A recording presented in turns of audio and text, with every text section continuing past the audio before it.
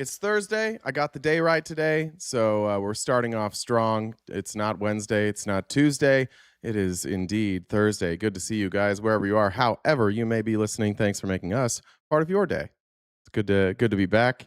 I slept last night. For those of you who messaged me all the tips, I just want you to know that I didn't take any of your tips. I just got very tired and fell asleep. So there we go. I don't know if anybody guessed this hat. I do have new hats coming. I have not purchased any new hats in a long time, but I've got some coming. So we're going to surprise you. Yeah. How about that? You got a $50 gift card today? Congratulations. Hi, Jen. Jen's mad at me right now, guys. Don't piss her off. Hey, Jen. I had to mute my other background noise. It was a lot. I'm not mad at you. You just sounded like you were dying. I startled Jen a few minutes ago. She never knows when I'm gonna. She doesn't know when I'm gonna join the Discord chat, so I get to just like show up. But she has the audio on, so I get to every day just show up and scare her. It's pretty fun. It didn't. So today he joins, and it sounded like he was choking on spit. So it was. Sure. I think the sound was. I think I went. Ah! Is that what it was? Yeah. Is that what it was? Is that how you choke on spit? It sounded a little bit more. It sounded like whether or not you might need the Heimlich is what I thought I heard, but who knows? All right. Well, that's weird. That is not what I thought it was. All right, I'll work on my noises. Your startling stuff. I don't like scary movies. I won't watch them. Same. Because I don't get it. I don't like to be startled. It makes me mad. It makes me very mad. I like suspenseful movies, but movies that are like zombies and stuff or like paranormal stuff just doesn't really scare me that much. I don't know why. I watched a movie when I was in Mexico with my family for my birthday that was kind of like that. Apparently I missed the greatest part though. I forgot what it was called. It's like this lady like puts a spell on all these kids and all these kids go missing in one night.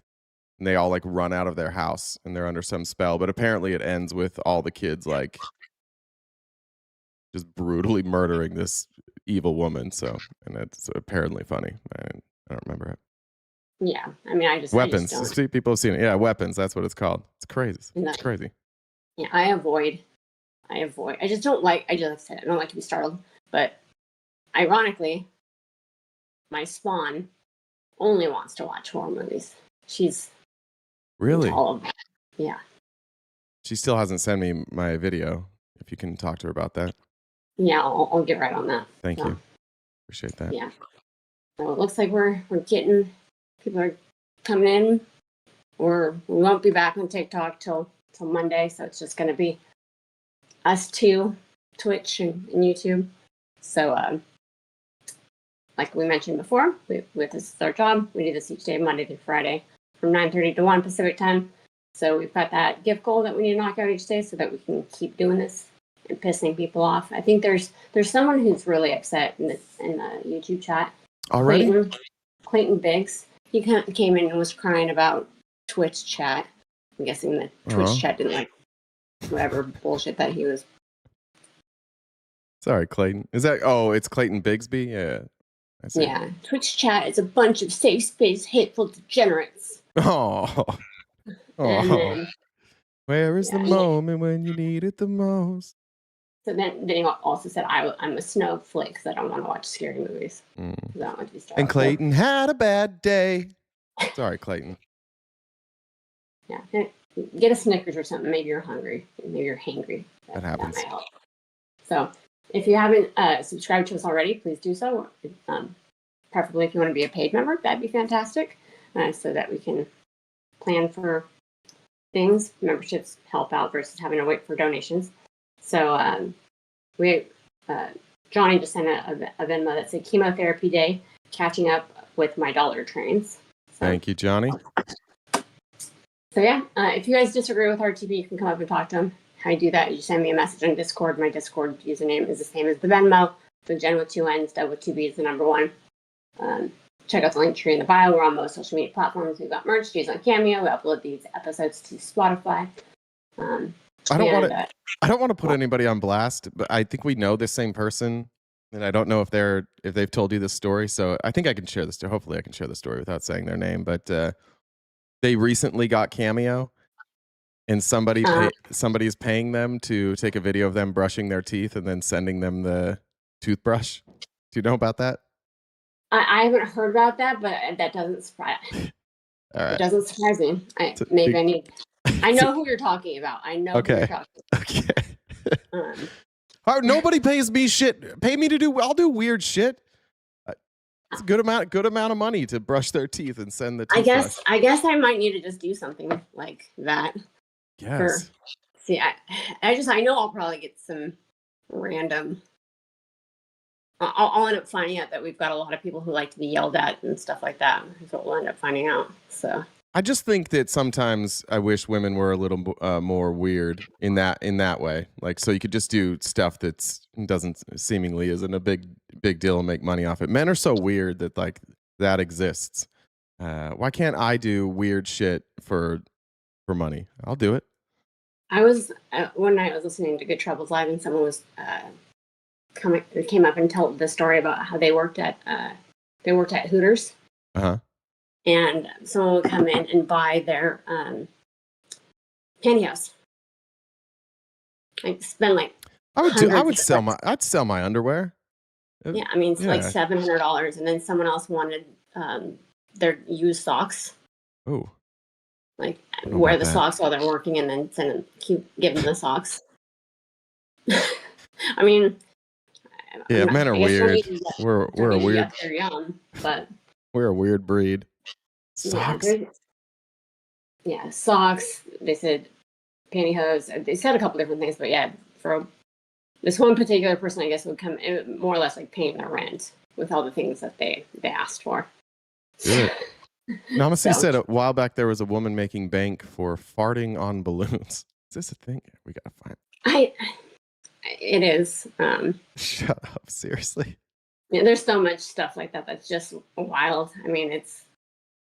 Have you seen that guy on TikTok that like rates people's farts, but he's like very, very serious? He is the weirdest. I haven't seen him for a while.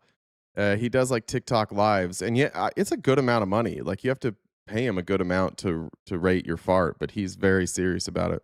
Is it like the lives where they would like kind of like rate their profile picture or something like that? Yeah. People have to know who this is, who we're talking about. Somebody's got to know that name. I guess TikTok's not here. I don't know who. Yeah, I don't know. I've seen people who like other things, but I haven't seen that one. So, but I guess we can move away from the random fetish talk. Get that on. So, my mom always had told me never to ride my bike near a mental health hospital. Oh, okay. She said that there could be some dangerous psychopaths out there. I liked that one a lot, actually. I don't know if that one's dumber than the other ones, but I liked that one a lot. Maybe I'm just in a better mood today. Amazing what sleep will do to you.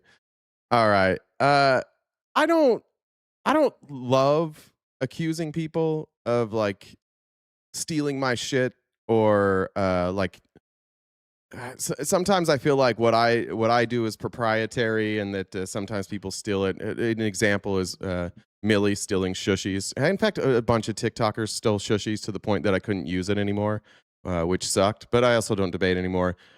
You guys just tell me. I think Alex Jones is stealing my shtick here. You can tell me, but this feels like he stole my entire vocabulary here. Agent is the chairman of the Joint Chiefs. Also, video first time. What are we gonna do about that? Anybody gonna send me a compliment? First time. We started with the video. No blank screen.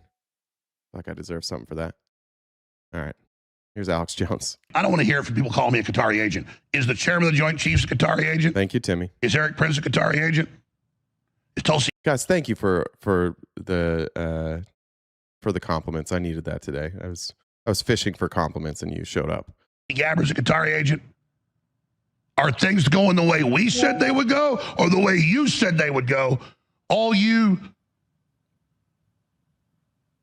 I don't know what you call them. They're like I'm on radio stations, so I would say their names that are just influencers online. Nobody knows who they are. But it's the cat turd type people.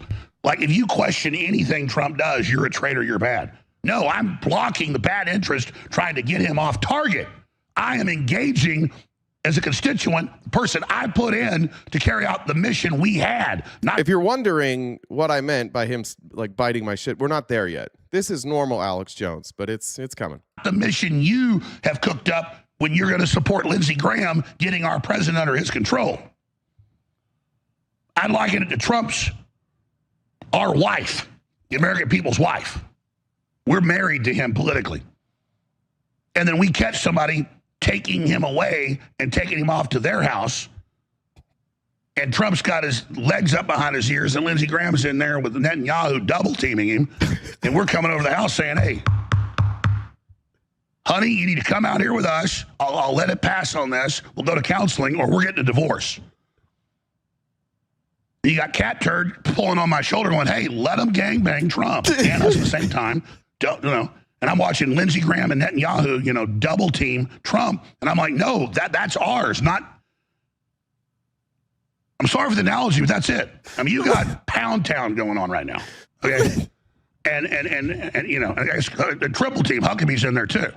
So they got, Trump stuff like a Christmas turkey here.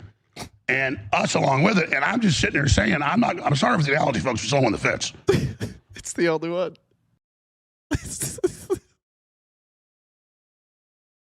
It made me so happy. I had to go find this because every other one I've seen has had like music with it. But right, he stole it. He stole my shit, I think. Swish says, thank you for the $2 for biting your shit. I'll stop using shushies. No, you can use it. It's not mine anymore. I should have made it mine, but it's everybody's now. Lucian said, great job, buddy. Thank you. It's even better when you tell me good job and you call me buddy or like pal. It reminds me that my dad never said good job. Where's my cartoon of that scene? Who wants to make one? Where's who is it that makes all the? I know Bowsy makes some of these too. Somebody in Discord could probably make a cartoon of that. Courtney said, I can be weird. Courtney, you are weird. I love Courtney. Where's Courtney been? She's been gone. Courtney was like a mod for a while on the research team, then just disappeared. How dare you, Courtney? We got that with Johnny. Johnny, good luck with your chemotherapy today. Love you, dude. Electric Dad said, dude, I got that RSO oil and put a rice-sized dot of it on my back and rubbed it in. And 20 minutes later, I was feeling great. Wait, hold on. It's absorbing through your skin. All right, I'm gonna get the RSO oil. At that, go back to calling people a potato. I stole that though. Like the potato thing, I actually stole. That was from. I doubt she's here, but do you guys remember? What was her? Daddy Roses. She was around for a while. She's Canadian. She used to host like these lives that was like I don't remember what the title was, but like I'll tell you why you're fucked up, and then she would read people's, or she would do like, what do you call it? Astronomy, whatever, astrology, and she would tell people why they were fucked up. Her real name's Anna. Good. We actually became friends. We still communicate. I just don't ever see her on TikTok. It's a very interesting life. She's currently doing like alcohol content on her Instagram. We should have her on for a late night sometime and have her do that. Maybe that's what we should do. Maybe we do a members only event with Daddy Roses. She would love that. But I stole that from her, so I better give her credit. All right, let's everybody come visit me. Let's all together head to Maricopa County. We've talked about this, but it's hitting the local news now. And I could just tell you this, that local news, regular non-MAGA Republicans, everybody's pretty concerned about what's happening in Maricopa County right now.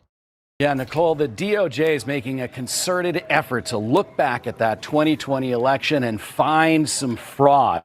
Now, here in Arizona, that election has already been audited, canvassed, and studied and by Republicans and Democrats, and nobody found really any evidence of wrongdoing.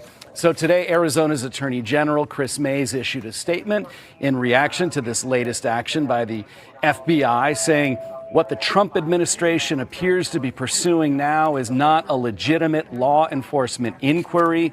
It is the weaponization of federal law enforcement in service of crackpots and lies. Yeah, I mean, we've only audited it 5 times. We've only done 5 audits.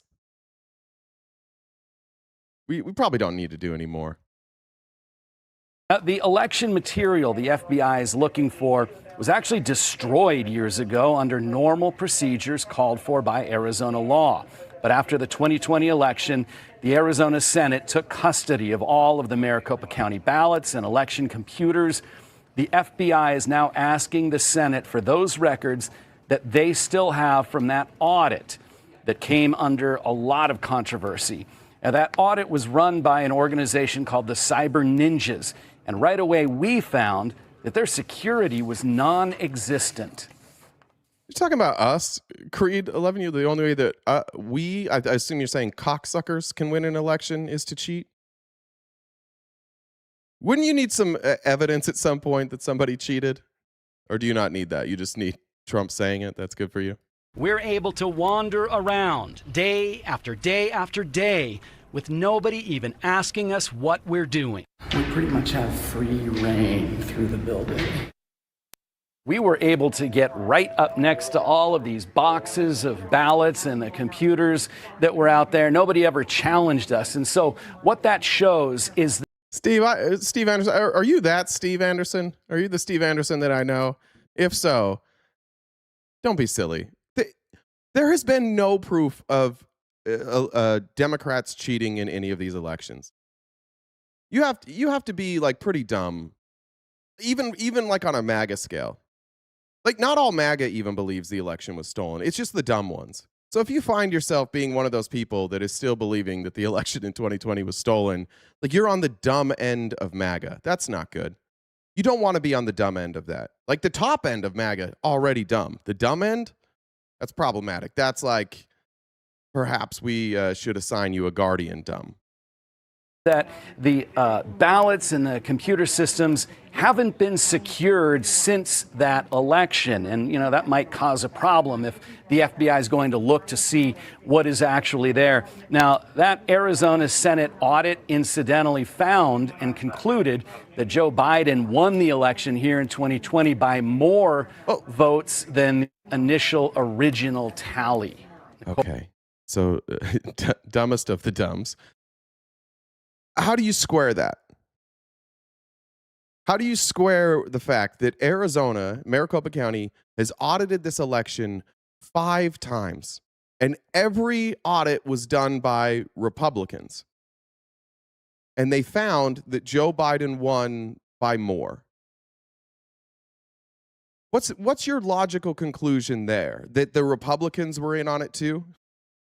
That Maricopa County Republicans were like, yeah, we're going to cheat for Joe Biden too. Like Kamala, most recently, the black chick screaming it was rigged. Answer that. I have no idea what you're talking about. What are you talking about? Did Kamala say that it was rigged? I don't remember that. A lot of us kind of wish that she would have challenged some of the results, like in Pennsylvania. It's not even really a problem of like you claiming it's a rigged election. Like it was kind of dumb at first, but now we have the evidence. So to still be saying it now, after we've done the audits and after all the court cases, that's what makes you dumb. Before it was just like maybe hopeful. You were possibly hopeful that like the election was going to be proven to be stolen so your guy could get back in office.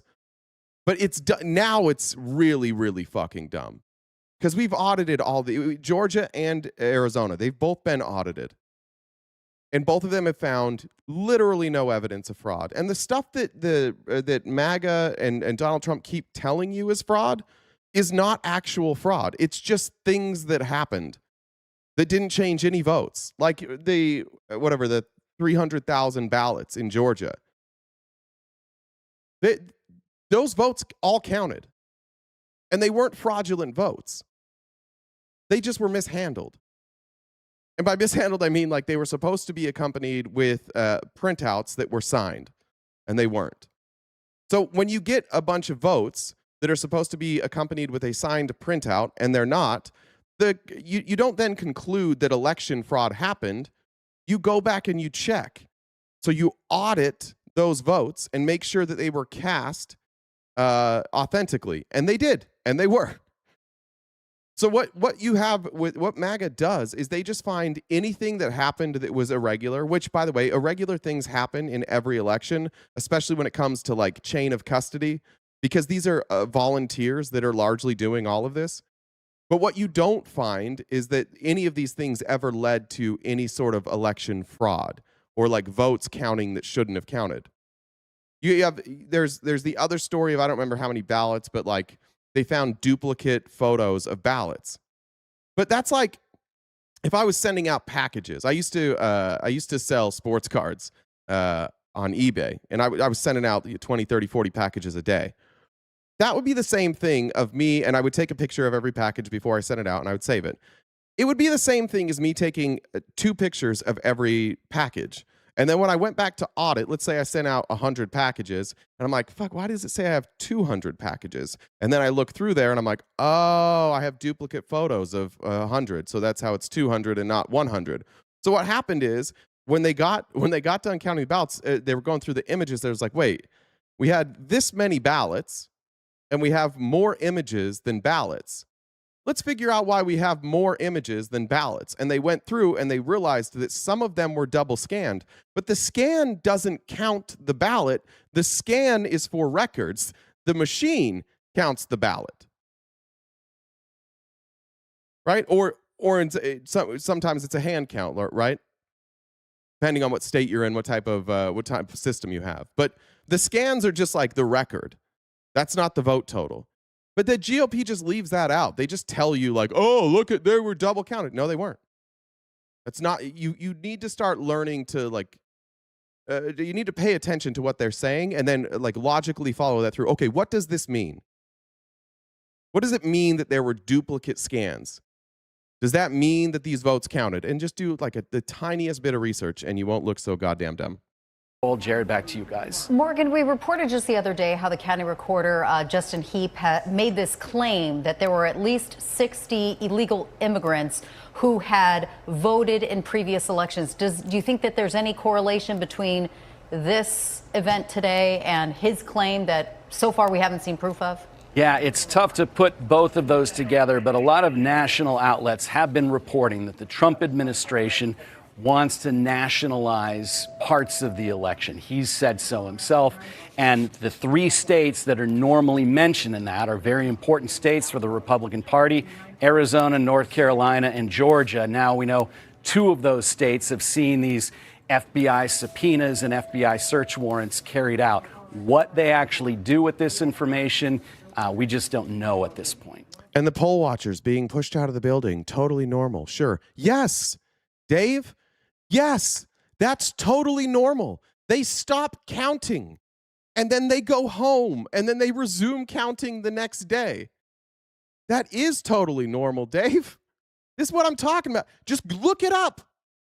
I assume you're talking about Pennsylvania, unless you're talking about the like clogged toilet or whatever it was in Georgia. Yes, Dave, that is totally normal. And there's a way for you to figure this out. You don't have to just live in a guessing world. We'll go, yeah, I bet you think that's totally normal. Don't ask me, Dave. Fucking Google it.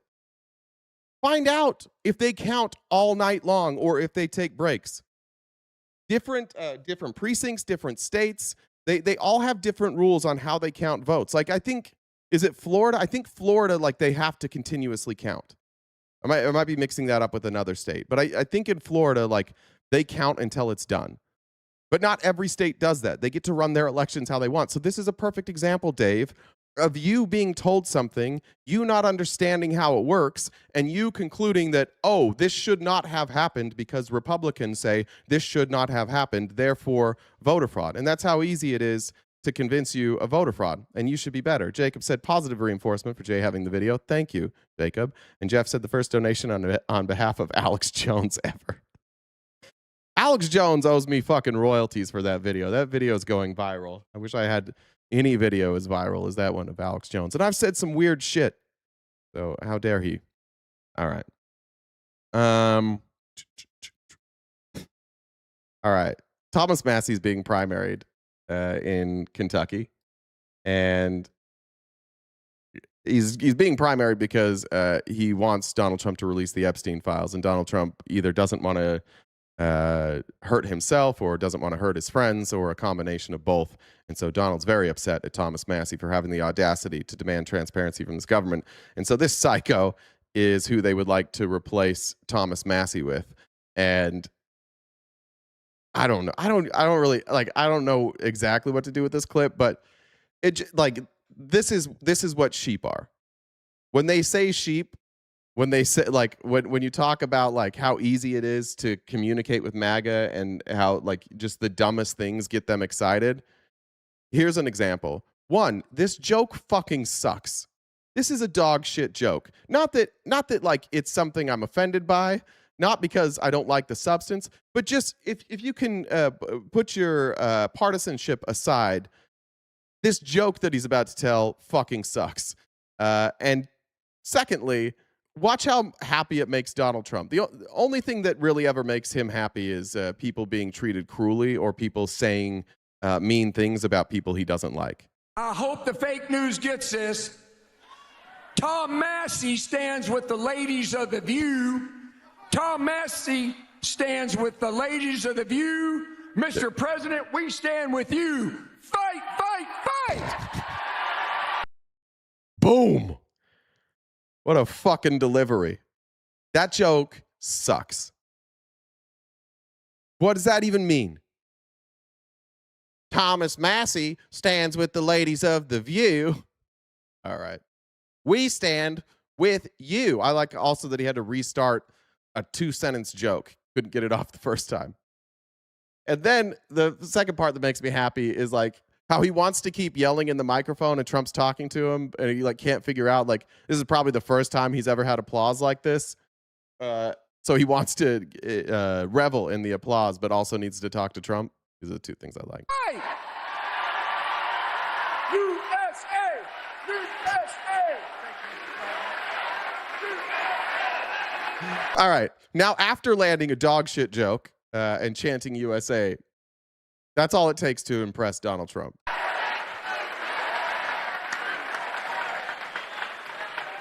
I'm telling you, that is the greatest candidate. Oh. I hope the fake news. Yeah, he's so great.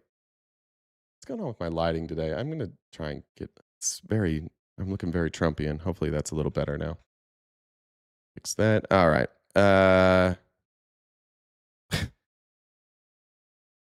If you thought Kentucky was bad, let's go to South Carolina.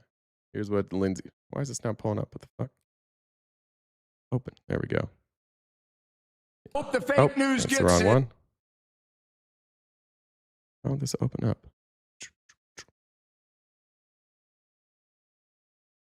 There we go. Here's Lindsey Graham yesterday. He's just gone completely mask off. I don't know if he's planning on fleeing to Israel or what his plan is, but this dude has gone completely mask off. So I just want to say, I feel good about the Republican Party. I feel good about where we're going as a nation. We're killing all the right people and we're cutting your taxes.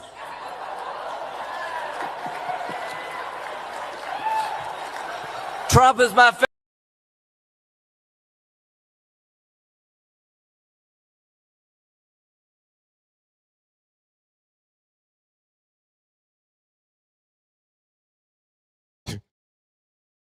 Yeah, want to hear it again? So I just want to say, I feel good about the Republican Party. I feel good about where we're going as a nation. We're killing all the right people and we're cutting your taxes.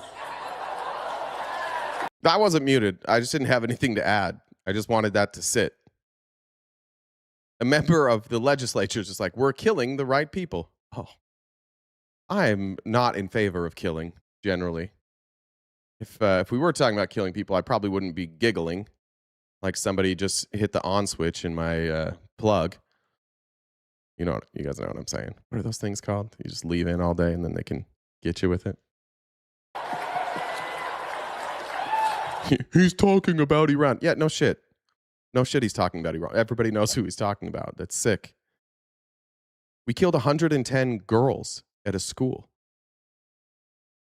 We bombed an apartment building full of people to kill one person. Innocent people died. Yeah. Well, it was 110 school-age girls, 185 people total, but I think the school kids, it was 110. I don't think we're killing all the right people if we were going to do that.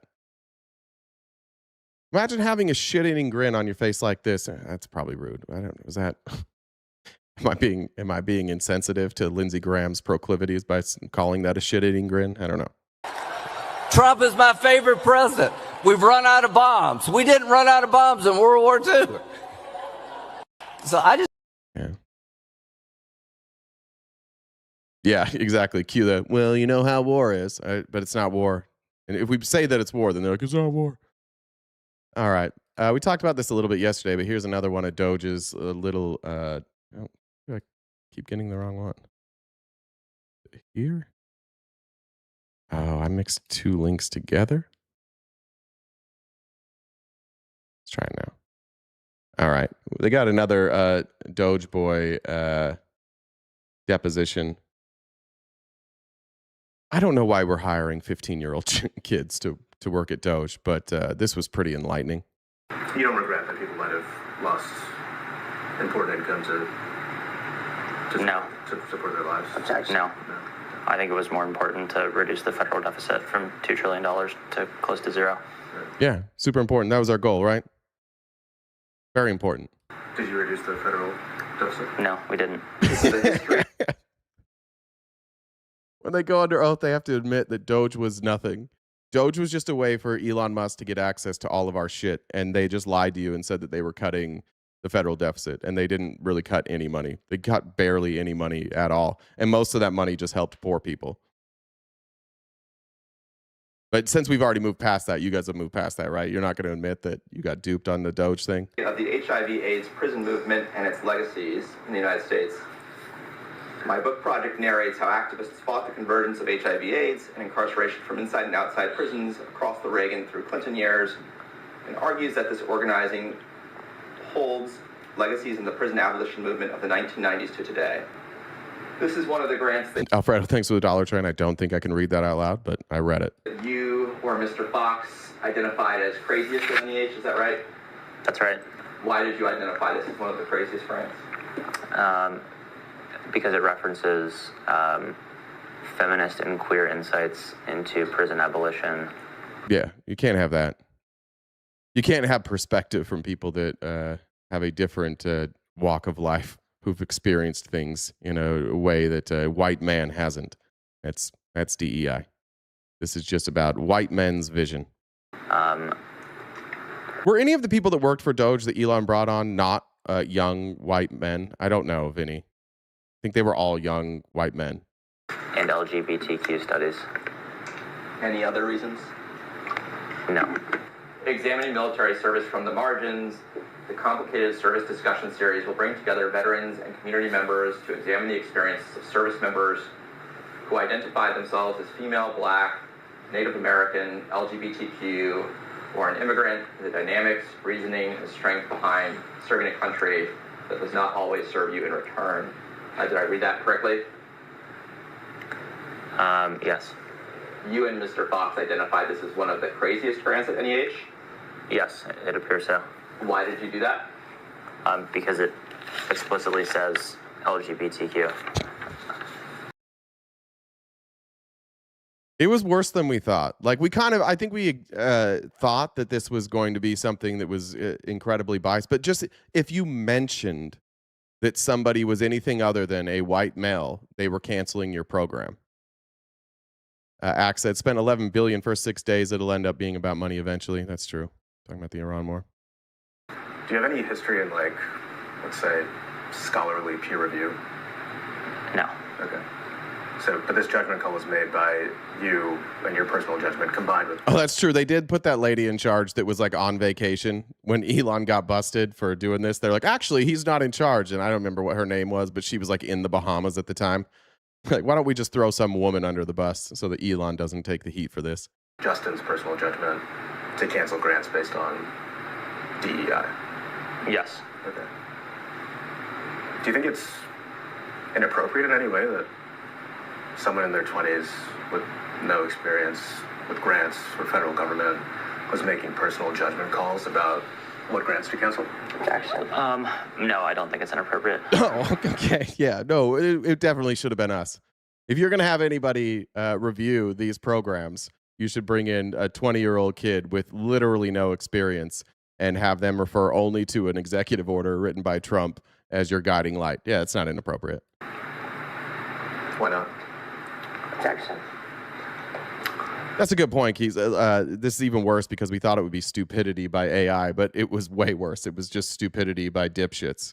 It wasn't even like AI fucked up. It was them. They did keep blaming AI for all this. Remember, these grants would get canceled. And they're like, oh, well, we're using AI, so sometimes it flags the wrong stuff. And now we've got these kids under deposition. They're like, no. We just looked for anything.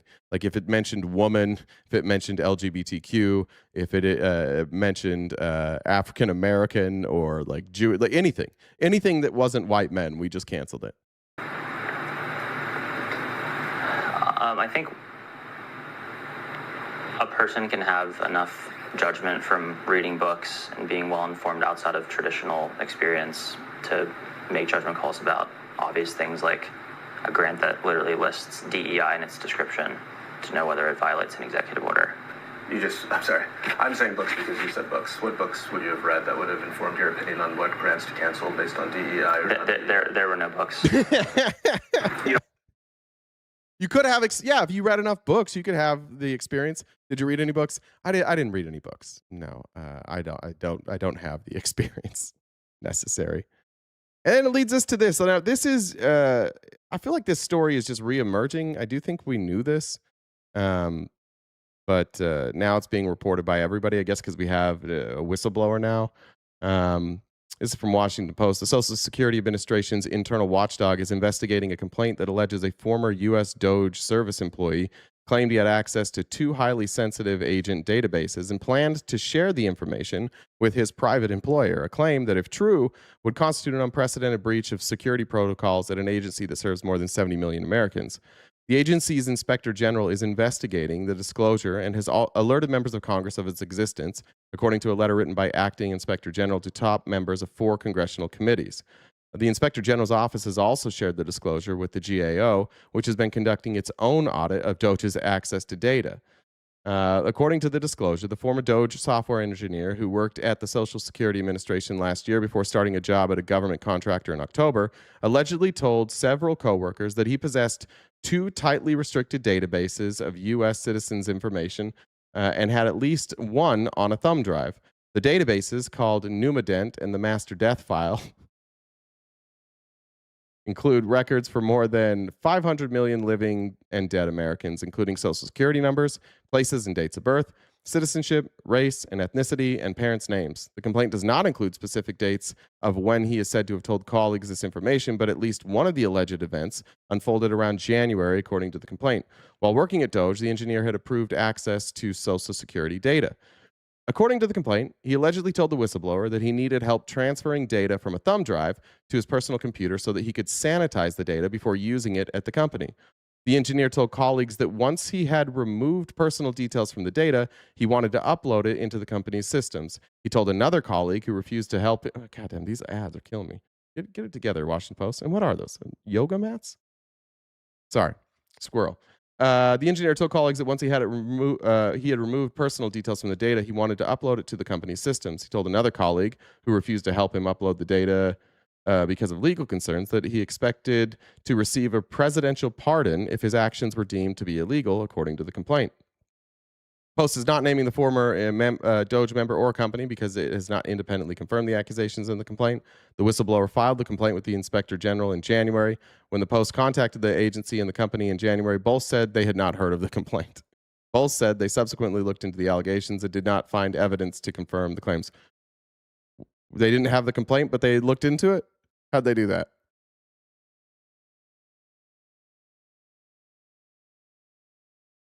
How did they do this investigation without the complaint? Company said it had conducted a thorough 2-day internal investigation and concluded the assertions were unsubstantiated. Reached this week, both declined further comment. Cool. So 70 million Americans have their data exposed, and this guy had it on a thumb drive. Who knows where that went? We do know that somebody accessed this database once they removed security protocols in Russia. We knew that. That was cool. Remember when they gave it to Russia? Good stuff. All right. This was actually Ari Melber, who we haven't seen for a while. This was really well done. We watched a video similar to this with CoffeeZilla, but I think it's a good refresher to remember that there's a lot of things being covered up by not releasing the Epstein files. But some of the stuff that is public information often gets ignored because Trump decides to start wars or do any number of insane fucking things to distract from this. But it's important to remember that the circumstances and the events leading up to the death of Jeffrey Epstein are one, the government has lied to us multiple times, flat out lied about what happened that night and what they had. 2, there is substantial evidence from the FBI that the people at the prison, people within the FBI, did not believe that this was a suicide and that they covered it up. There's a guard now that they have found through suspicious activity reports through Chase Bank that she was getting she kept putting in these cash deposits. One of them just a few days before Epstein died. And on the night that Epstein died, that same person who was putting in cash deposits, some as large as $5,000 for a prison guard, that's a substantial amount of money. On the night of that Jeffrey Epstein died, she had searched latest news on Jeffrey Epstein's death, before, and she searched it twice from the computer there, and she lied about it. We know the guards didn't do their duty that night. We know they didn't go check on Epstein. We know that they said there was no camera footage, and now we know that there is camera footage. We know that they deleted the DVR, knowing that by deleting the DVR, or replacing, the DVR, that it would delete the footage. They lied about that. But here with Ari Melber, this is a timeline of just all the lies they told us about the death of Jeffrey Epstein. Real quick, actually. Electric Dad said, Trump has promised pardons if these guys get caught doing illegal things that he tells them to do. Yeah, they've been so transparent about that. It's one of the only things Trump's actually been transparent about, that if you do something illegal but you work for this administration and you're loyal to him, then you'll get a pardon. Just inmate death, they look at 1, if the inmate took his life, or 2, the possibility that somebody killed him. If an inmate's alone until they're found hanging, that means suicide. No one else was there to do it. The jail records video, though, in the area facing Epstein's cell, in the cell area, they had 2 jail cameras, both failed to record, so there was only 1 working camera near the cell. That drew headlines at the time. Government defenders, though, cited the remaining cameras. This is going to be a long video, by the way, so strap in. And then just a reminder, everybody, we are crowdfunded, so anything you can do to help us knock out that gift goal will be greatly appreciated. I'll read anything that you write, and I'm trying to get them done in real time. We have Venmo, Cash App, PayPal as well, or Super Chats. If you are worried about the percentage of the money that goes to us, any Super Chat gives us the least percentage, and the other ones give us a good percentage. So if you care about that, then send it a different way. If you don't, Super Chats are also fine. And back to this. Footage to conclude that Bits they on would Twitch say we no have one too. got Thank near you. the cell anyway that night. A top Trump FBI official who rose by questioning the Epstein story even echoed that view on Trump's behalf last year. And if you're here right now and you're on Twitch or you're on YouTube, will you check real quick to see if you're subscribed? If you're not, subscribe real fast. It's free to do so. We have paid memberships as well that get you into our members-only events, but just make sure you subscribe. And I'll stop interrupting for that kind of shit. You're going to see there's no one there but him. There is nothing. If you have it, I'm happy to see it. There's video clear as day. He's the only person in there and the only person coming out. You can see it. Whoopsies. Clear as day. A video showing that could resolve any questions, but the Trump official was wrong. Back with our... He wasn't wrong. He was lying. I get it, Ari Melber. you work for MS Now and you guys are worried about being sued, but that was a lie because the rest of that interview was him saying, I've seen all the videos, I've seen everything. That was that video. He definitely killed himself. I've seen everything. I would tell you the truth if there was video that existed that says otherwise. Well, now we know it does exist. He was lying. Epstein death special report. We've been tracking all of the errors in the Trump DOJ's original handling of the case. And then the following administration probed those failures, but ultimately issued the same finding of suicide in a watchdog report from the Garland DOJ in 2023. That 100-page report reviewed the available video cameras footage to conclude the last time anyone came near Epstein's cell was a corrections officer at 10:41 p.m. That's the government conclusion from a detailed probe and report across 2 administrations. That's where the U.S. government would have its stay. But this new law famously forced out the secret internal documents from the same probe, showing other views within the FBI about the last person near Epstein's cell, hidden from the public until now. DOJ said the officer was the last time anyone entered the area. But the Epstein files have revealed a secret FBI log of the same video, which spotted a flash of orange going up the stairs. Inmates wear orange, not officers. The FBI stating a, quote, flash of orange looks to be going up the stairs. Could possibly be an inmate escorted up to Epstein's tier. Now remember, this is the Epstein files. They're not just files that Epstein had, right? I think a lot of times we think that the Epstein files are just the trove of emails and documents from Jeffrey Epstein. It's also pertaining to the investigation. So when we say that Dan Bongino lied, the reason we say that is because these files that have been released from with the Epstein Transparency Act are from the FBI, from the Department of Justice. So he had access to those files. That's why we say he lied. Or he's completely incompetent. I guess that could be another way. Or maybe Kash Patel hid it from him. I guess there is some way he's not lying. But that would require more cover-up from Kash Patel and Pam Bondi. FBI's own video review detected that prison orange uniform. Oh, I'm sorry. Bongino. So, my bad. Sorry, I said that incorrectly. Form of a possible inmate. That's big. This review had the evidence. Orange that could be an inmate. But we are now learning it was cut, hidden, or accidentally left out of the DOJ report. The new files reveal this never-before-seen set of details about Epstein's area on the night of his death. And we could show you the locked tier around Epstein's cell. Now, one other thing to keep in mind here. The DOJ report came out under Attorney General Barr. The FBI report now that they're citing, the one that says that the original DOJ report was a lie, was Merrick Garland. So for all of us who have been critical of Merrick Garland, and he deserves a lot of criticism, but for all of the MAGA who says, why didn't Democrats or why didn't the Biden administration do anything about that? That is also a new revelation that the Merrick Garland Department of Justice didn't entirely quit. They definitely didn't do what they should have done. They definitely should have done more. But they were finding out behind the scenes that, the Trump Department of Justice hid some shit. They lied about some shit. And that was Bill Barr. So give him a tiny bit of kudos for Merrick Garland and his Justice Department doing the bare minimum here. But they were reinvestigating the Epstein death, because what we also found out in the FBI files is that there were a lot of people in the FBI based on evidence who were like, this isn't a suicide, this is a murder. And so they were still behind the scenes investigating this, and they uncovered, and now we have it confirmed, that the Trump Justice Department, led by Bill Barr, lied right to your fucking face. And he did it. He does this all the time, or he did this all the time.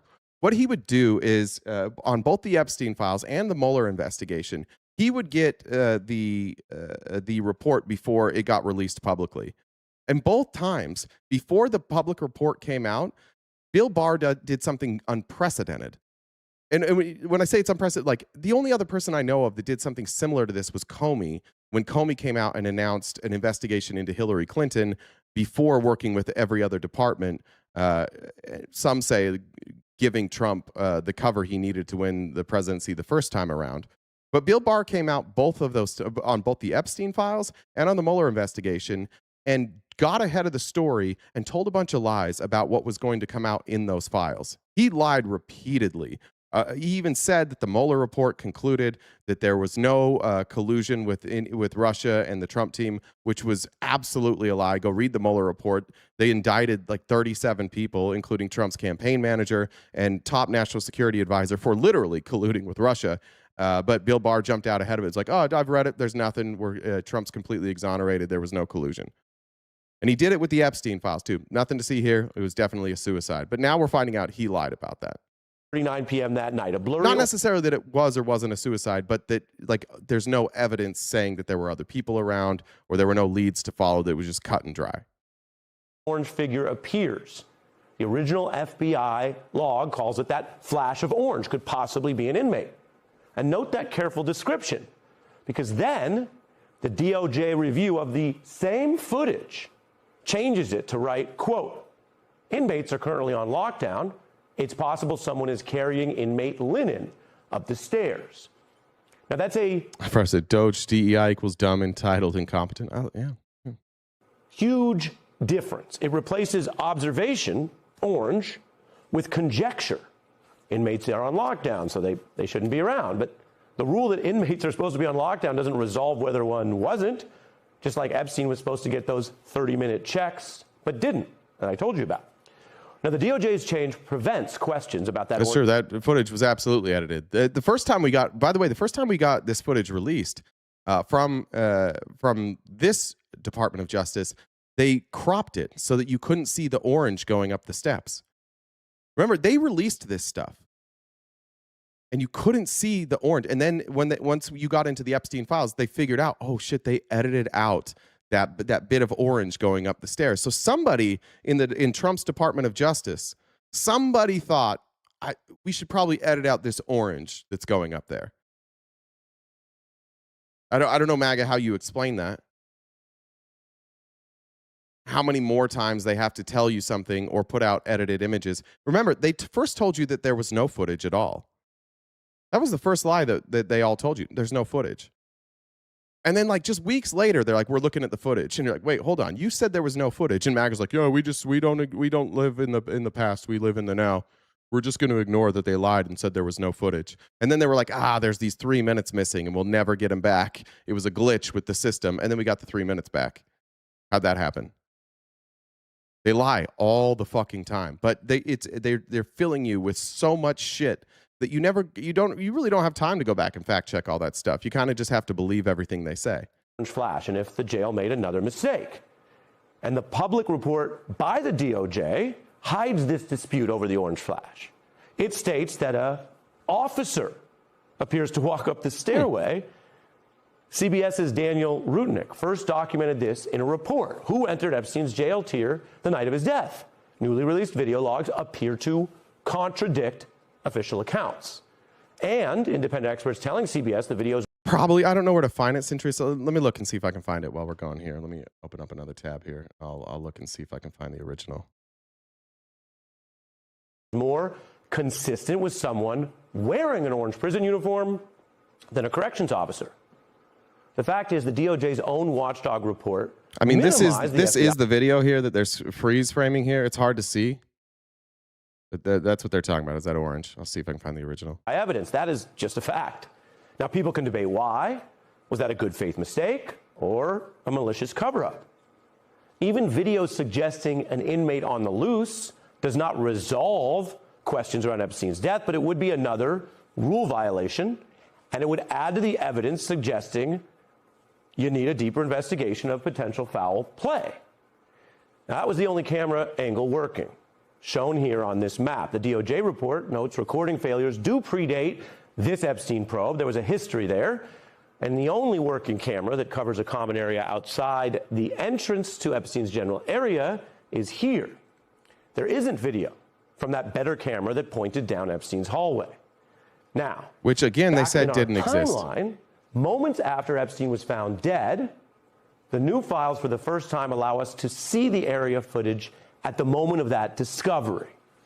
A figure moving from the desk in the upper left corner towards Epstein's tier and then returning quickly.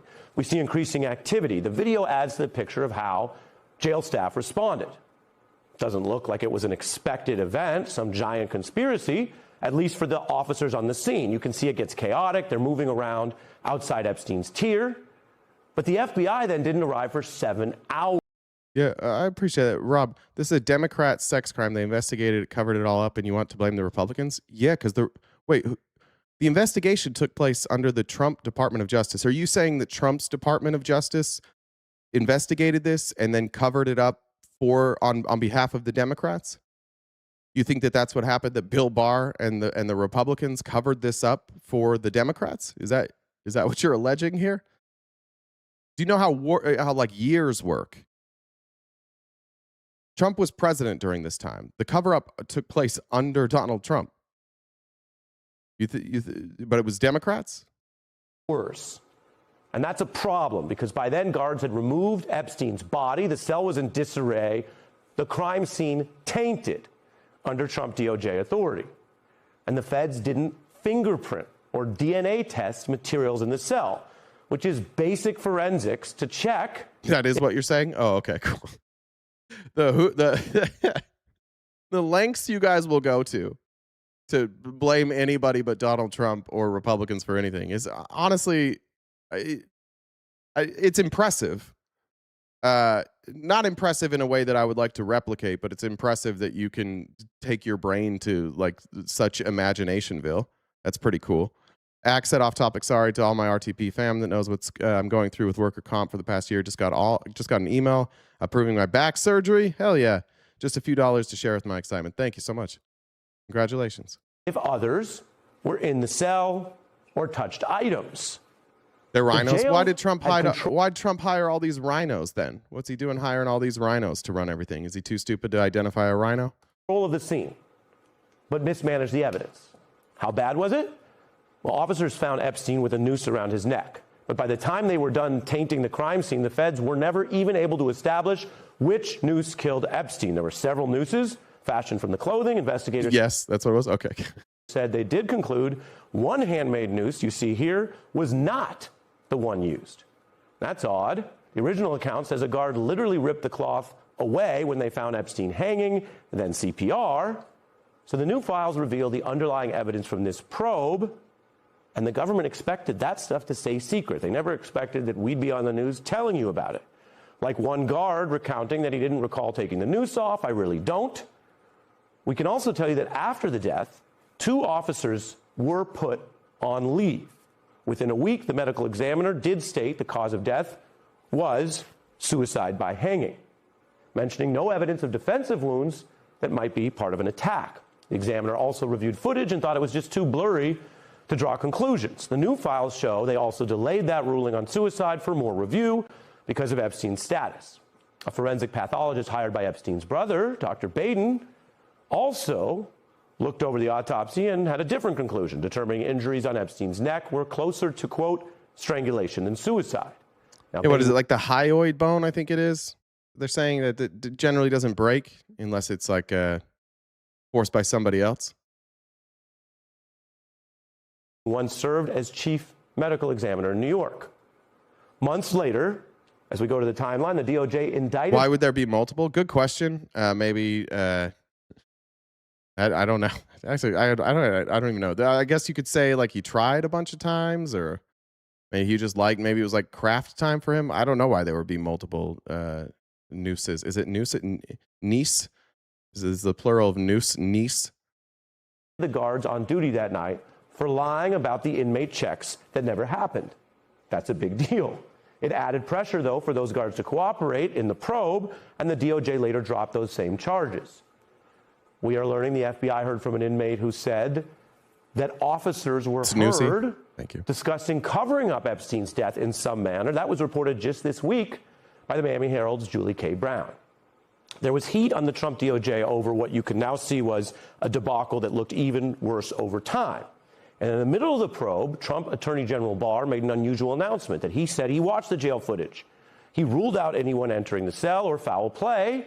This was days after the guards were first indicted.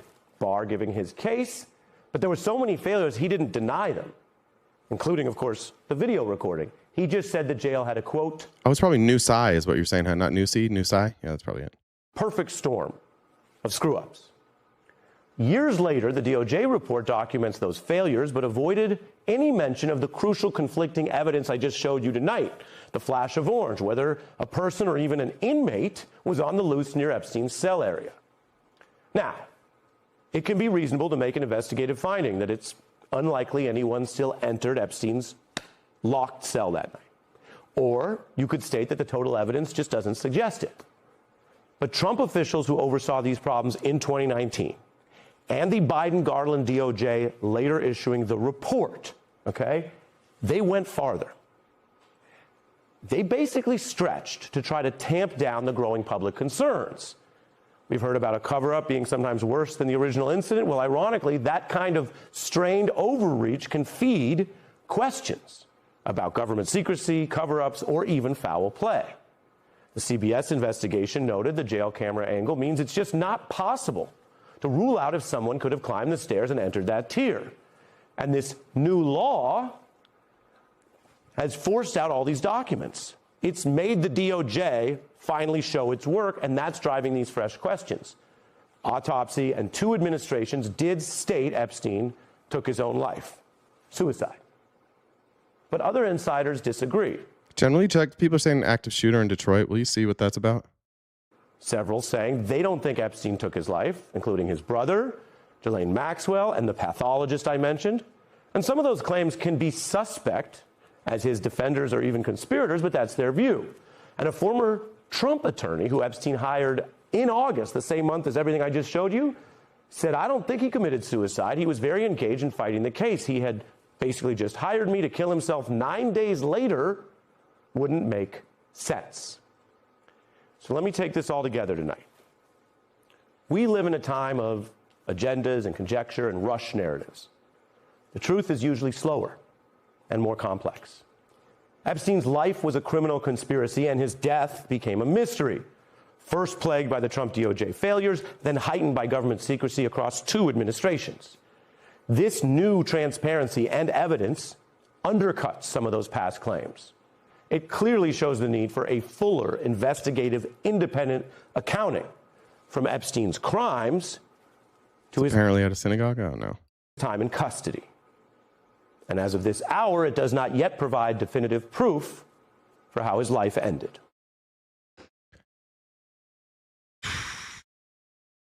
Let me look that up. That's not good.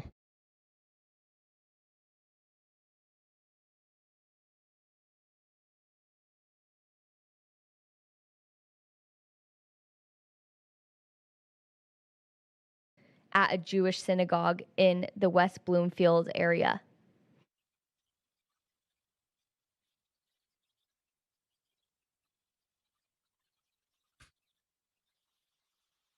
Do we have a different one?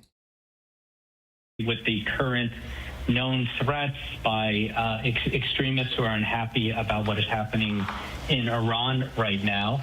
And the fact that it is a Jewish synagogue and the known threat between Islamic extremism and those synagogues are something that clearly law enforcement is not taking lightly at all. And anytime there's an active shooter, you're going to do something with that camera. Reaction. Now, there is a huge presence of multi-agencies here. Maybe you can walk us through the protocol and who has jurisdiction and what exactly is happening on the ground. As it's on fire? We watch parents show up. We watch different agencies head in and around the building. What can you tell us about exactly the protocol of what's happening?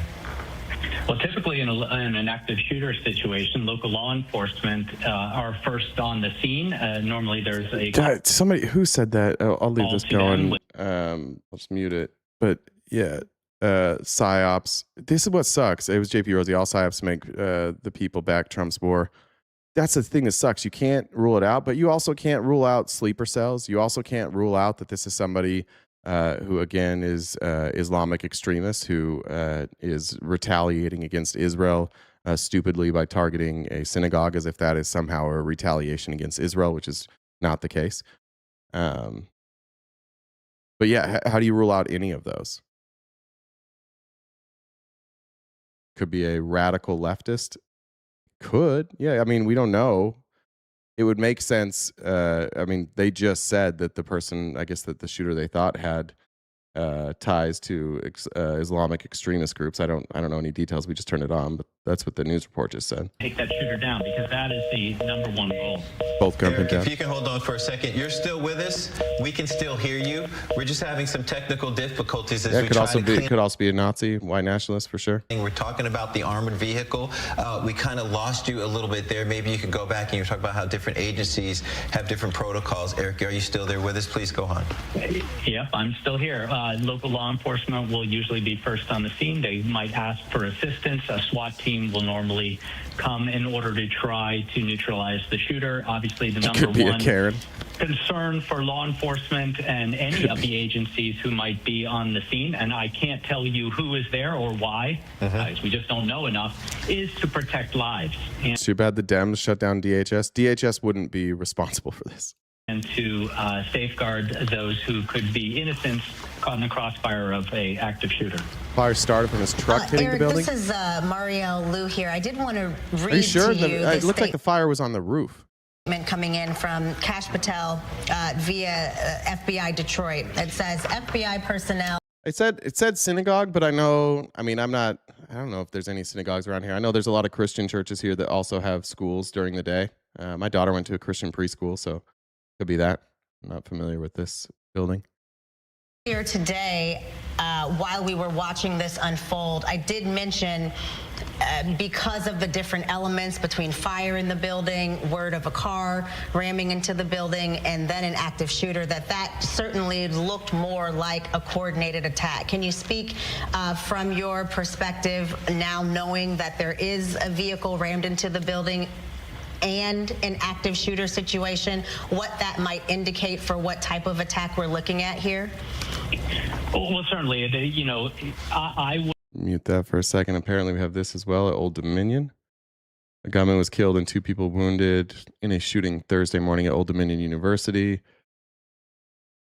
Shooter opened fire inside the school's business building, Consett Hall, sending 2 victims to the hospital. Authorities did not immediately say how the gunman died. Doing it active. Okay, we'll wait on that. Jesus. Welcome to America. You can't never just have like one active shooter at a time. It's always multiple. We don't have a gun problem, guys. For sure, we don't have a gun problem.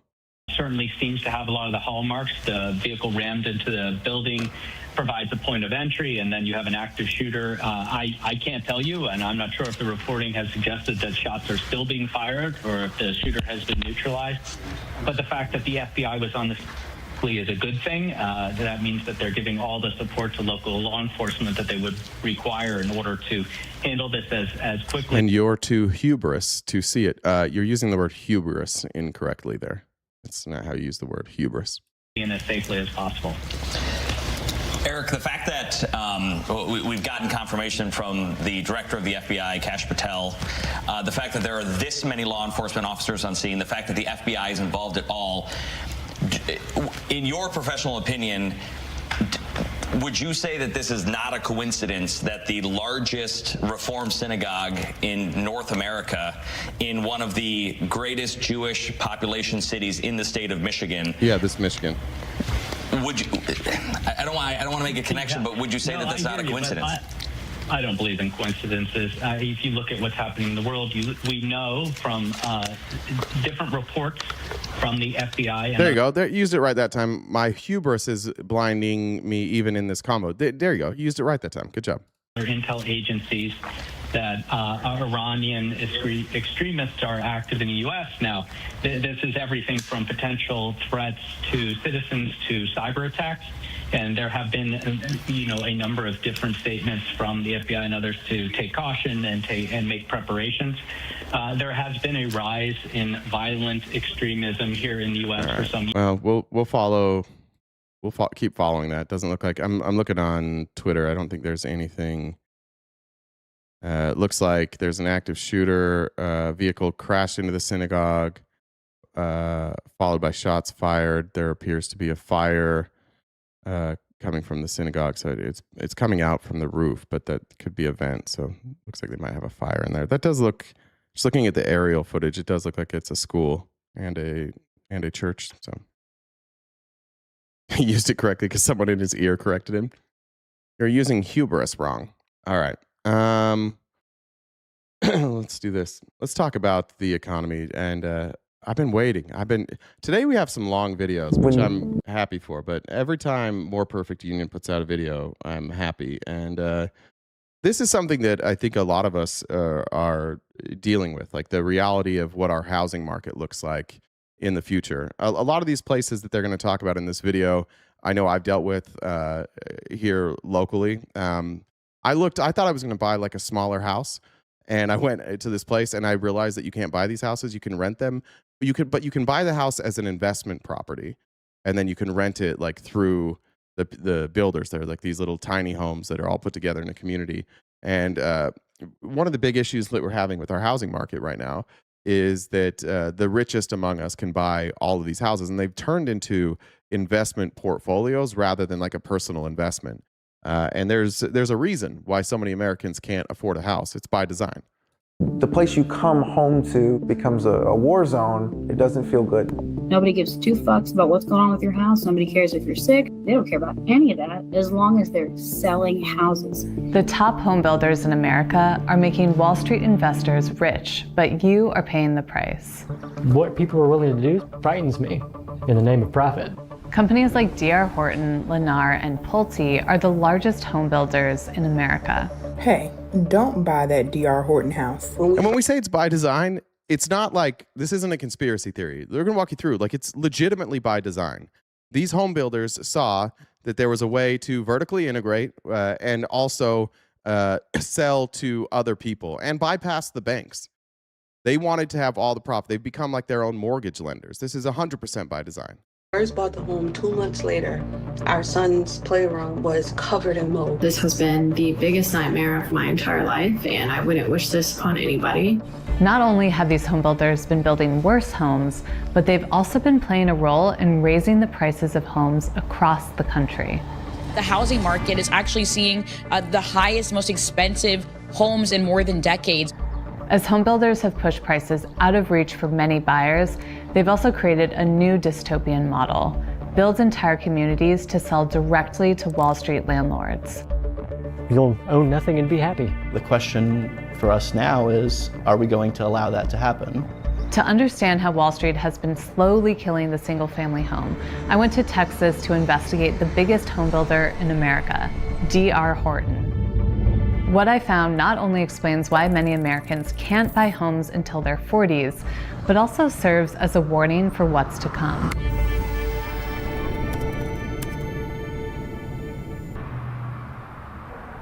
D.R. Horton currently builds about 1 out of every 7 new homes in America. And last year they made fucking insane. Like I've told you guys before, but like my dad was a general contractor, so he built houses his entire life.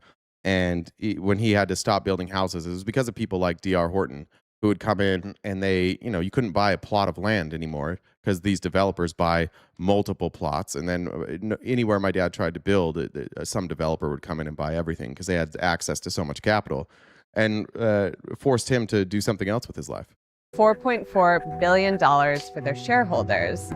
That market dominance gives D.R. Horton the power to dictate how homes are priced and sold through 5 tactics that maximize their profit while pushing the cost onto you. The first tactic, incentivize. In 2023, Sarah and Eric Munoz bought a D.R. Horton home in San Antonio. And at first it looked like a great deal. When we came across the D.R. Horton home, the model looked good. It seemed like a slam dunk. One of the things that the salesman did push was we'll be able to give you these discounts and, special perks like the fridge or the washer and dryer. All those enticing incentives are par for the course with D.R. Horton. Incredible pricing, incredible incentives. For D.R. Horton, of course we're going to pay up to $10,000 in closing costs. You could have a mortgage payment of $1,950 a month versus $2,250 a month. Last year, 81% of all D.R. Horton home sales went through their own mortgage department, which has access. Yeah, nothing to see here. It's the vertical integration we're talking about. Just make it a one-stop shop. That's what they all want to do. Everybody has taken the Walmart model of becoming a monopoly and then controlling everything, and then having all services run through one organization. To cheaper Wall Street capital than most lenders. But this sleight of hand is actually inflating home prices across the market. Stay with me while we do some math. For a $2,000 monthly payment at 6% interest, you can probably get a home in the $300,000 range. But if you get a 4% rate from D.R. Horton, you may be able to get a house that's in the $400,000 range. These incentives seem like a good deal for buyers, and shareholders love them too. Can you discuss what you're seeing in the market in terms of home prices? We focus predominantly on incentives where we can, and that's allowed us to maintain a lot of our base pricing across the country. To translate that corporate speak, because of their incentives, D.R. Horton can keep home prices higher than they actually are. Then those inflated numbers enter real estate databases and can push home prices higher, even beyond D.R. Horton's own subdivisions. In response to my reporting, D.R. Horton said that these mortgage incentives make monthly payments more manageable for buyers, but did not answer my question about maintaining their base prices. And as homebuyers are paying more, they are often getting homes that are made as cheaply as possible, which brings us to tactic number 2, cut costs. The home definitely had some issues right off the bat. The frame of we've talked about it before. I think we showed videos here before. It's like a Psy home inspections. It's somebody here locally, but he goes through and he shows like video of his home inspections from these big builders. And D.R. Horton is the one that he catches fucking up all the time. I own a home that was built by one of these master planned communities, and they're one of the better ones, but it's still the same stuff. Like every single person I know that owns a home in my same community has issues. Stuff like this has happened. In fact, just recently they came through and they tested, and almost everybody had a gas leak outside, and so everybody was paying more for their gas than they needed to. They put these communities in very quickly. They use subcontracted labor, and the inspections, the people that do the inspections that they suggest do your inspection work with the home builders. And they know, like, if they come in here and they start inspecting homes and they're finding all these flaws, then they're not going to be suggested anymore. So it's very similar to what happened with the mortgage and loan crisis in this country, where the banks and the ratings agencies got in bed together, and then it wasn't profitable if they actually held to the regulations. So suddenly, when you start seeing like profit over quality, and you're both in bed together with the same goal, then you start to see this type of shit. Is Cy Porter? Is that who it is? Thank you, Captain. Was kind of set up like Jenga. It basically just moved freely, which was horrific, because in my mind, I was like, oh, a gust of wind is taking this whole thing down. The frame of the Munoz's home is bad, but it gets worse. Buy a D.R. Horton house, they said. I don't know if you can tell. That's mold. Oh, it's everywhere! You're on your third shower replacement due to leaks and mold. Over here, we've got the world's biggest crack in my foundation. It's a D.R. Horton house. Not only are some of these houses poorly built, but they are actually making people sick. There's mold everywhere. I mean, the whole thing is just like riddled with mold.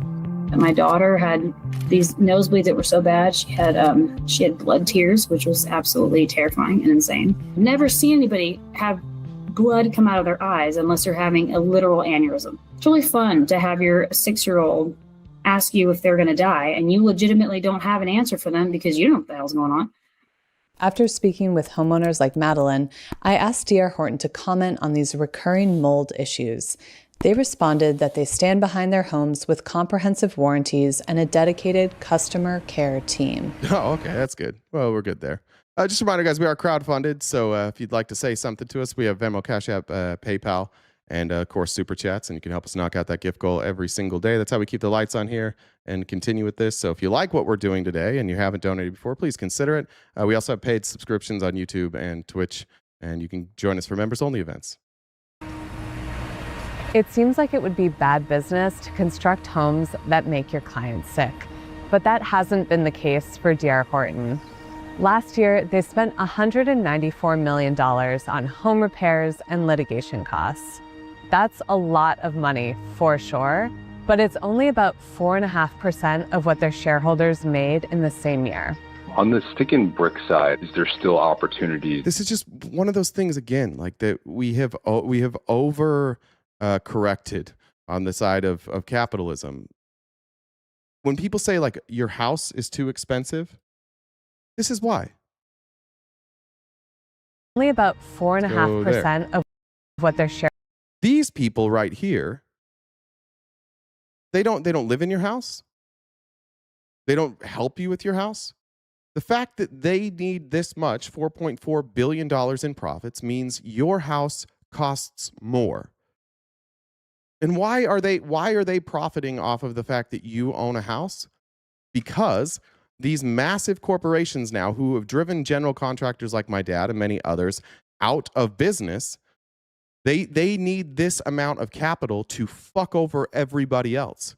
So they take in this capital investment from all these people so they can buy massive pieces of land and run out their own competition. Like they said, D.R. Horton, 1 in 7 houses in this country is built by D.R. Horton. That's a monopoly. And when they get access to this much capital, and then they now have a fiduciary responsibility to these people, they don't care about these people. You become, as the consumer, nothing more than like dollars and cents. They have no reason to keep you happy, because what are you going to do? Go buy a house from a different builder? It's hard to sell a house. It's a fucking nightmare. And even if you do, you're probably going to buy it from one of their competitors who's doing the exact same thing. When the next time I buy a house, I'm trying to I want to stay local where I'm at, but there is almost nowhere I can go. I'm in Maricopa County in the East Valley. There's almost nowhere I can go if I wanted a new house that isn't going to be built by one of these builders. I can't build like a custom home. My only option to get like a custom well-made home is to get a home that was built like 30 years ago and hope that it was a sound structure. And I don't know that much about it, so I'm going to have to, maybe bring my dad down and get take his word for it. But if any of you live in an area like me, and if you're in any sort of like metropolitan area, this is likely the case in the suburbs, that they've built every single home. This is why they don't give a fuck about you. This is dollars and cents. Who do you need to keep happy? These people. Why? Because if you don't keep these people happy, they won't keep giving you money that you can go and fuck over all the other contractors so that you can sell homes. This chart right here is exactly what is wrong with unchecked, unregulated capitalism. They do not care about the consumer. People always say this like, well, capitalism, it's free market, so if you don't like who you're buying from, go somewhere else. Not the case when you have somebody who owns everything. For a lot of people, they don't want to go to Walmart to buy their groceries, but there's nothing else. Walmart runs out their local grocery supplier. When you get this big, there's no longer this like, oh, free market. The markets will correct. No, they won't. When you get big enough, there is no like market correction. You own the market and you're just telling the customers, deal with it. Sorry, we're going to sell you a shitty house. Shareholders made in the same year. On the stick and brick side, is there still opportunity to take more cost out? Where are you in the process of sort of clawing back some margin? We believe there. This is on their call. This is what they're talking about on their call. Hey, on the stick and he said stick and mortar. I think he meant brick and mortar, but maybe stick and mortar. He's saying for the buyer, for the home buyer, for the person who's going to live at that house, we think there's still some margin you can yank out of that. We need to make sure our investors are making even more money. So what are some corners that we can cut for the customer, the end consumer, so that our investors can make more money? There's still opportunity there. Clawing back money to make the cheapest possible homes keeps... No, I'm not suggesting that we abandon capitalism. You can't just abandon capitalism. You have to regulate. D.R. Horton should not exist in the way that they do. D.R. Horton should be broken up. They should not be allowed to have their own mortgage branch. They definitely shouldn't be able to build 1 in 7 homes. Like, capitalism gets destroyed by monopolies. Capitalism isn't like the worst thing in the world when it's regulated and you prevent people from getting all of the money, and you make sure that there are rules in place so that just a small percentage of people own everything. At that point, it's no longer capitalism. They call it crony capitalism, but it's more like dominionism, right? Like they own everything and nobody else owns anything, and they can control the market and dictate the market by themselves. There's no longer any competition. Like when my dad was he was a good builder. And my dad was not a cheap builder. My dad didn't build, like if you came to my dad and you were looking for like the cheapest possible home, he wasn't your guy. He was he was meticulous, and he didn't build anything because he also guaranteed his work. So he made sure, because he was just one guy and then he would sub things out, he made sure he had good subcontractors, and he was checking everything, because the last thing in the world he wanted to do as a small business owner who basically it was just him and a handful of people that worked directly for him. The last thing he wanted to do was leave a job that he was on that is making him money and go back to a job that costs him money. But when you strip away those types of people, these types of small and mid-sized businesses who, like, those margins do matter to them, taking care of the customer does matter to them, because if they don't, it costs them money. Those people are going to be meticulous. It saves them money to maybe take a little more time to build the home or use better quality material to build the home, because then they don't have to come back and take care of that work. But D.R. Horton doesn't give a shit. D.R. Horton, what they're going to do is, and for example, we had a claim on my house and through a different builder. But what they do, they give you the runaround. They try and ignore you for a while, and then once you get through to somebody, they might send somebody out, and then they'll offer you some lowball settlement. And most people just take the lowball settlement, and then every once in a while, somebody with money sues them, and then they have to litigate it. But even that side of their business, all those people on that side of the business are trying to do is whatever the customer has, you are trying to give them $0. And if you have to pay them something, make it the least amount of money that you have to give them. And so their focus is always not how do we make this right by the customer, but how do we make this right for our investors, who our goal is to keep happy.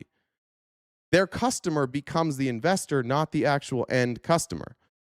So if you like capitalism, if you like that kind of like competitiveness, if you like free markets, and if you like market competition, then you also have to endorse regulation.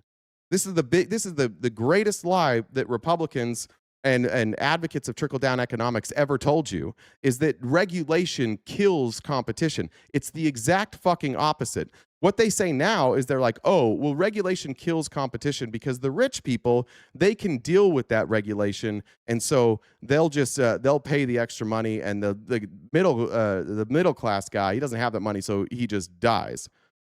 But that could be true for certain regulations, but if the regulation is about like how many properties you can own or what percentage of the market you can own, then of course that would only affect rich people. But then it becomes broadly an ideological viewpoint from the right that all regulation is bad. And they've sold you on this. And now you have these corporations who pump Trump full of money. Bill Pulte's son, the founder of Pulte Homes, which is one of the nation's largest builders, he has a spot in the administration. And you know what they're doing? Just giving carve-outs to these massive home builders. They'll cover that here in a minute. But that's what they do. But they tell you, hey, the reason that you in the middle class can't build a business is because of regulation. So we need to deregulate. And you're like, fuck yeah. And then 8 years later, you're like, ah, man, it must have been the libs. The libs must have like killed this regulation, and that's why I can't have a job. Fucking libs, man. But it's not. They kill the regulation so that they can continue to dominate, and they can continue to have advantages over you. Profits high. But D.R. Horton has been using another tactic to deceive homebuyers. FRCD said greening, a disease that has decimated Florida's orange crop by 80%, has forced owners to sell large groves for development. That sucks. I didn't know about that. Across the country. Heather said for my manipulate thank monthly you. payments. A new class action lawsuit alleges that D.R. Horton has been intentionally deceiving homebuyers about their monthly payments to sell people more expensive homes. The Munoz family experienced this firsthand. They had been paid. OCD said, as a tile guy, GC here in Mesa, oh, we're neighbors. I think we maybe have talked about that before. I've never seen so many shitty builds, constant shower leaks. Well, then you know. I have a Blandford home, so you know all about that. About $1,000 a year in property taxes. And then it suddenly went up to $6,500 a year. My mindset was, all I had to do was work. Now that is the type of fuckery you saw in 2008, not because of an adjustable rate loan, and they'll explain it here, but this is what they do. They hide this shit in the paperwork. They sell you on a dream, and then 4 years later, you're fucked. You're like, uh-oh. Thank you, Helena, and Tanya, thank you as well. A little more, maybe catch a second, third job. I was very pregnant at the time, so it was just a lot for me to handle. I told my husband, I can't do this anymore.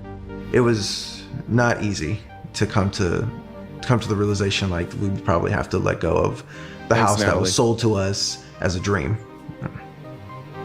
The Munoz family didn't know that buried in their contract was a notice that their monthly payments could go up. They just kept flipping papers past us and they're like, sign here, sign this, do this, and very little explanation of anything. The Munoz's claim now, that true, you should read your paperwork and you should know what you're signing. That's true. However, this also shouldn't exist. You also shouldn't be, like, as an agent or as a mortgage broker, you also should be explaining everything here. And you can see here, like, these are the county taxes. These are acreage tracts based on taxes for 2022. Unimproved taxes are going to be total 1,051. And then the estimated improved taxes, that's saying, like, oh, when we build the home. So they were telling them that this was going to be the price. That was without a home on the property. And they just didn't explain it to him. D.R. Horton agent didn't explain that the property taxes were assessed for a piece of land with no actual house on it. Then that number was built into the monthly payment to make it look like the house was within their budget, even though it wasn't. This home that we came into in the beginning that was just picturesque, as we're loading everything up and driving away, it's just like leaving behind a nightmare in the distance. Now plaintiffs across the country who experienced this alleged monthly payment suppression scheme are seeking RICO charges.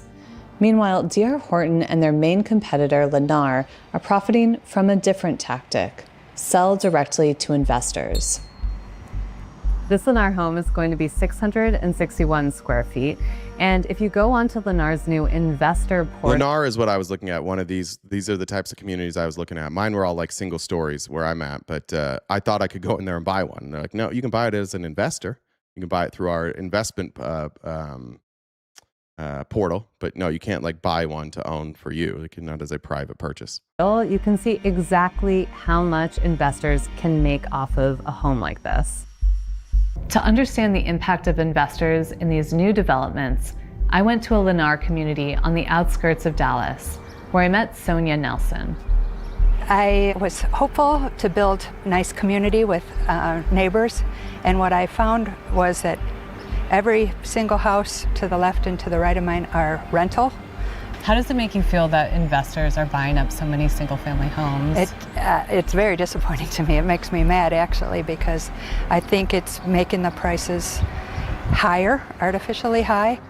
She also touched on something there that I think is kind of crucial too. It's not only the price, but if you grew up how I grew up, I'm 40, so we didn't have these type of master plan communities in the same way, but you had neighbors and people were like, when you used to build a house, you built your house.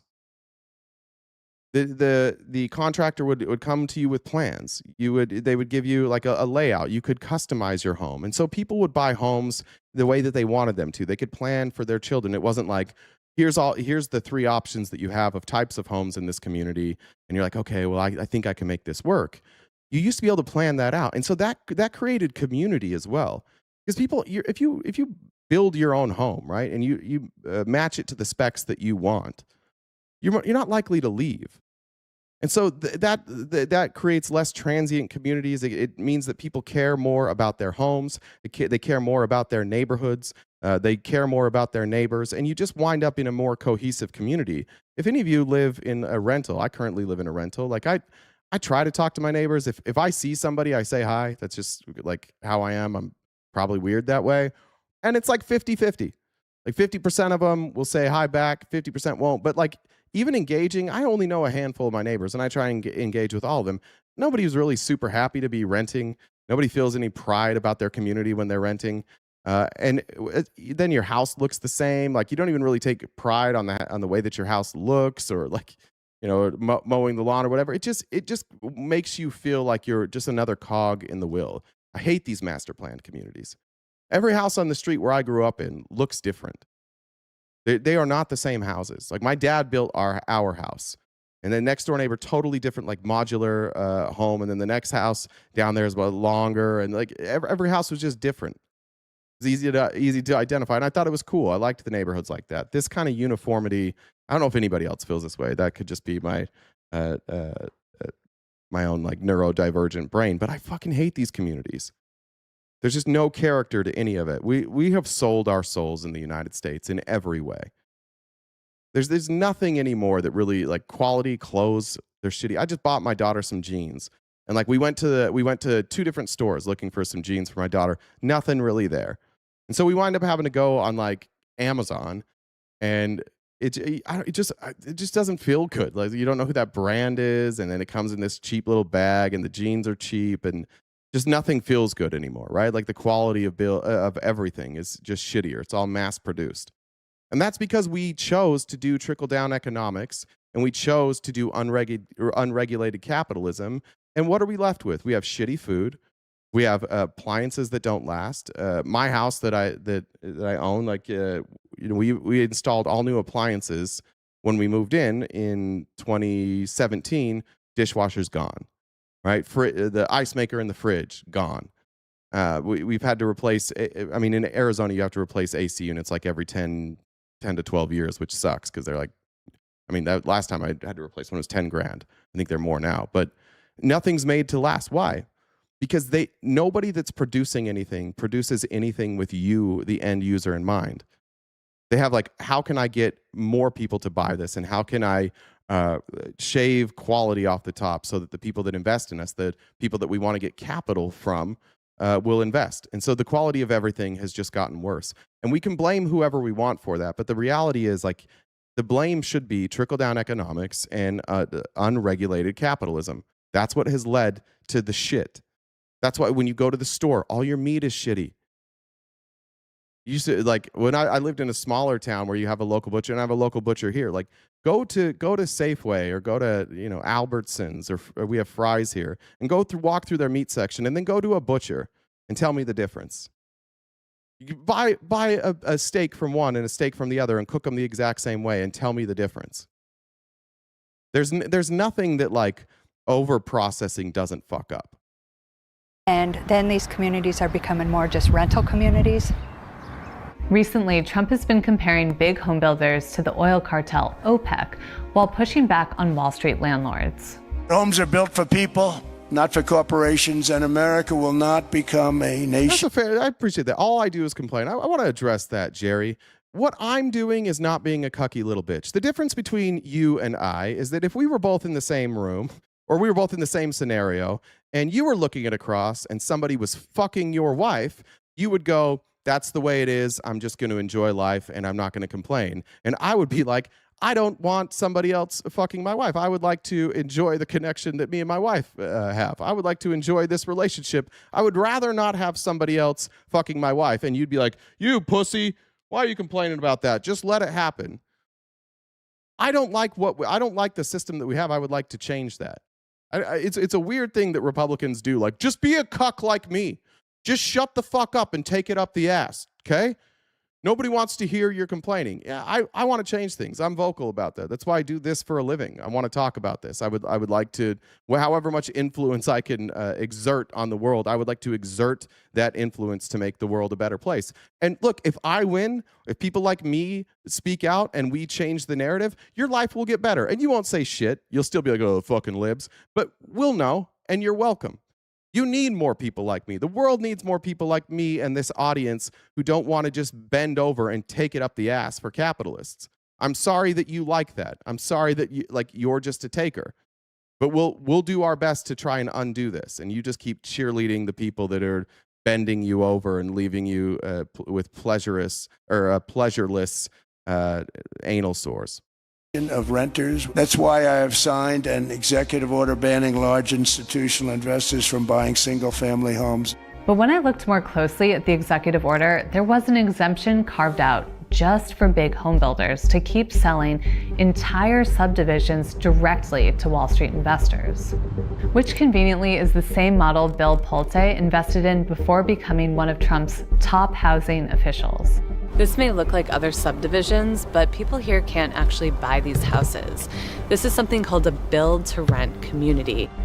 Kendall Graves and his family have lived here for 4 years. Do you eventually want to buy a house? Yeah, that's the goal. This looks exactly like the place that I was, except for this is in the Midwest, I guess, but this is exactly like the type of master plan community, these little tiny homes or small homes that we have popping up everywhere here now. Eventually, so that's why we're here right now, so we can save up and then eventually go out and buy our own home. Just me, did you just miss me explaining my house that I own? Did you miss that part? Did you? I also live in Arizona where we don't have basements. You guys got to update your material. I am mad though. I am mad. I would like to be able to afford more vacations. I would like to be able to afford more things. I would like if my electricity bill didn't cost half my mortgage. That'd be cool. I don't know why you get mad at people that want the world to be a better place. How does it feel to live in a community that is owned by an investor? It feels kind of weird, I guess. We had an issue with our air conditioner one time. In the middle of summer, it took over 2 weeks for them to fix our AC. The end user is the product. We were kind of displaced and went and lived at our parents' house. That's a good point. She said for the customer of a corporation, the customer of a corporation is the shareholder. The product is the end user. Yeah. We've all just become the actual product that they're selling, and they're selling it to wealthy people. You're the commodity. That time. Now that you're thinking of buying a home, saving up, what kind of house would you want to get? Not a Lennar home, I'll tell you that. Not a Lennar, or probably not a D.R. Horton, just probably go with a better builder. Yeah, Helena, they only want it to be like the 1950s where you could just be openly racist and Jesus was in school. But they don't want the economy and the growing middle class of the 1950s. They don't want the ability to have one income family as a teacher that you could go on vacations and you could afford a house and you could retire. They don't want any of that. They just miss the racism and then religion in school. Wall Street-backed home builders decimating the single-family home has actually been going on for decades, which brings me to the final tactic in their playbook. Enjoy Build your poop, Chuck. less homes. Home building was very different 50, 60 years ago. You didn't have just one home builder in any community. You had multiple home builders. And they all competed against each other to build houses for people. Not conform or be poor. It's conform and then be poor. Their goal is to make you poor. Their goal is to have all the money. Conforming to this is just and that's what we have 50 years of data on this with trickle-down economics. If you just buy into trickle-down economics, what you will see is that a handful of people will get very rich, the middle class will get smaller, and the poor will get more poor. Conforming to this, saying this is the way it is, play the game, is bitch-assery, in my opinion. That meant that we had plentiful housing, but things changed. During the savings and loan If crisis, Jesus is Lord, can he do something about this, please? We might start believing in Jesus if he can stop the capitalist fuckers from taking everything. in the 1980s, a lot of local banks disappeared, which meant that many small home builders couldn't get loans. But if you were a big home builder with, connections to Wall Street, capital markets, you could go public and get capital that way, which they then spent not necessarily on, being more efficient or building more houses, but on buying up more and more home builders and consolidating the industry. As the industry consolidated, big home builders gained more control over how many homes get built. On Wall Street, they call that discipline.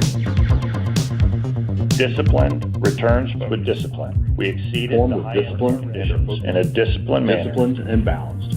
DFW. Yeah. Discipline means fucking over the homeowners on those calls.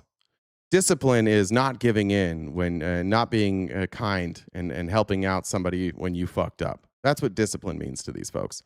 John said, my buddy's a PM, I assume that means property manager, and just got laid off from Lennar here in Richmond, Virginia. All his clients were investors from India. They built neighborhoods in weeks.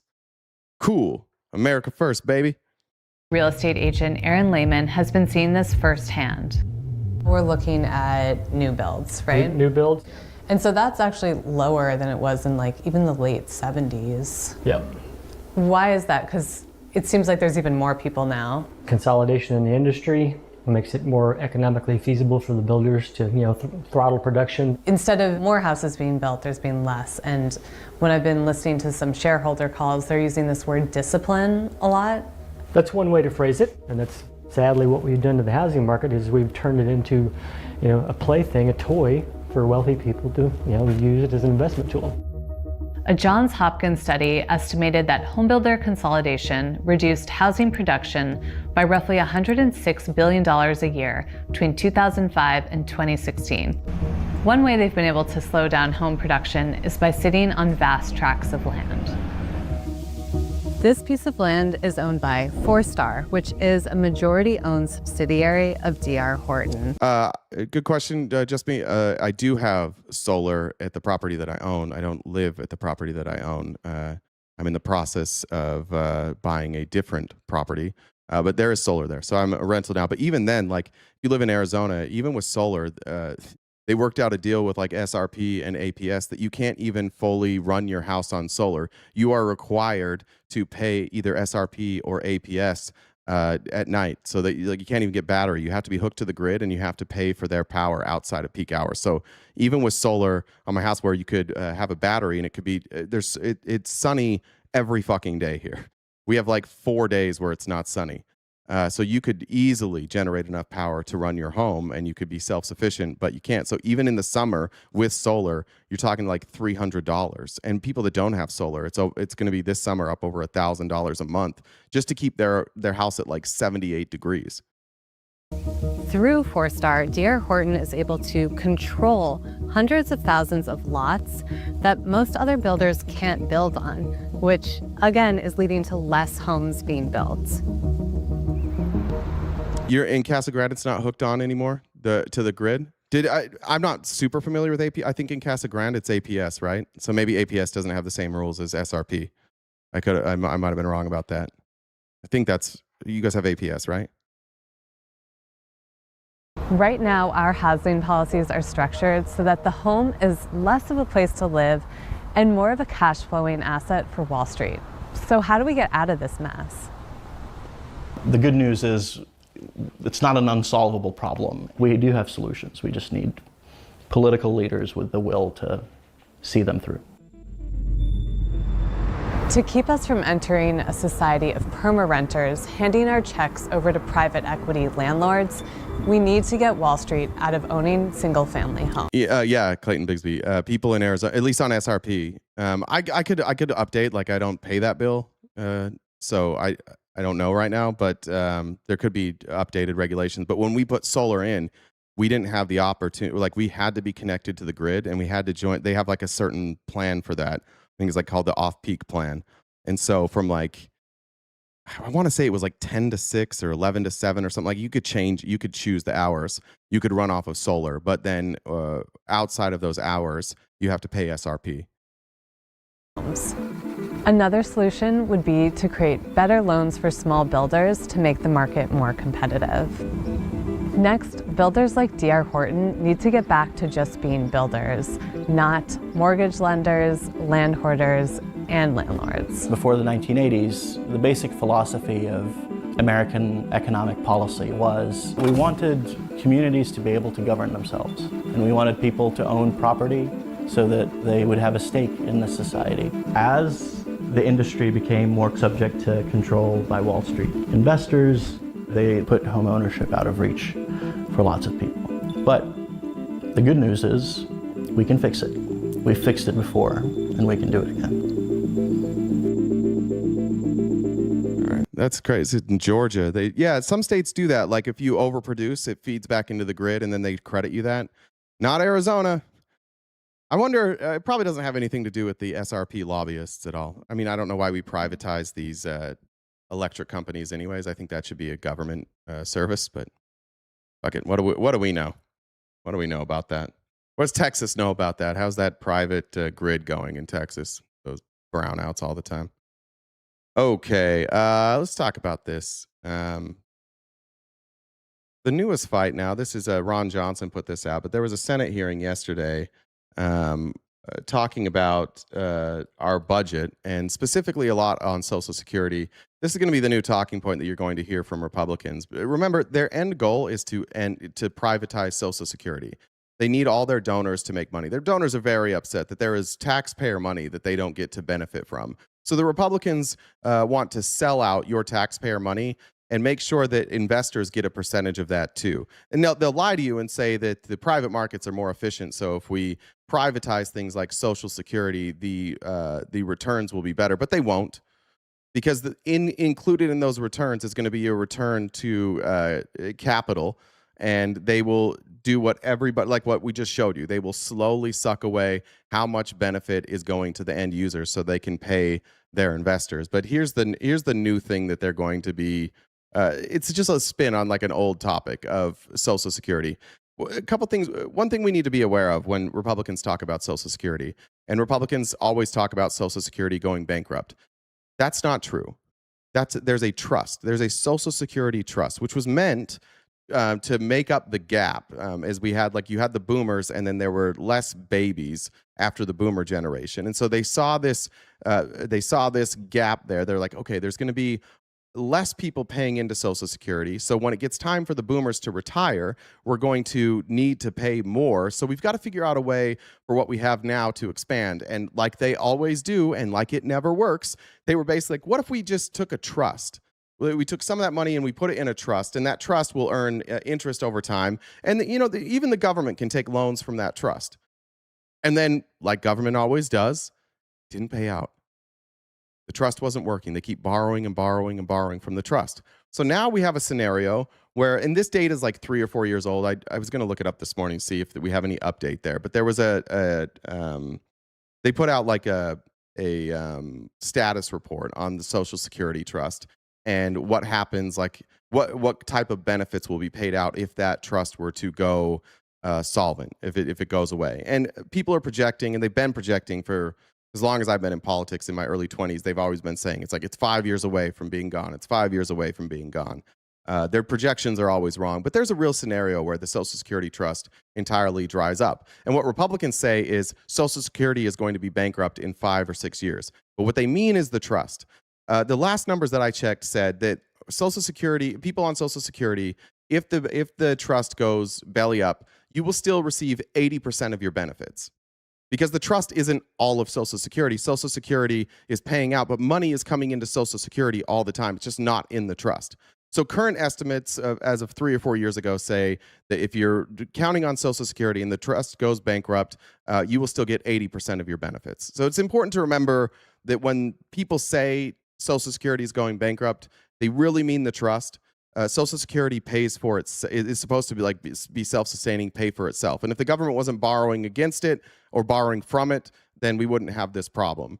We shouldn't have ever had a trust in the first place. What you should do is you should raise the cap. Like if you're not going to have enough money to pay for the boomer generation, you could have just raised the cap on instead of having the cutoff, which was at 125. I don't know where it's at exactly right now.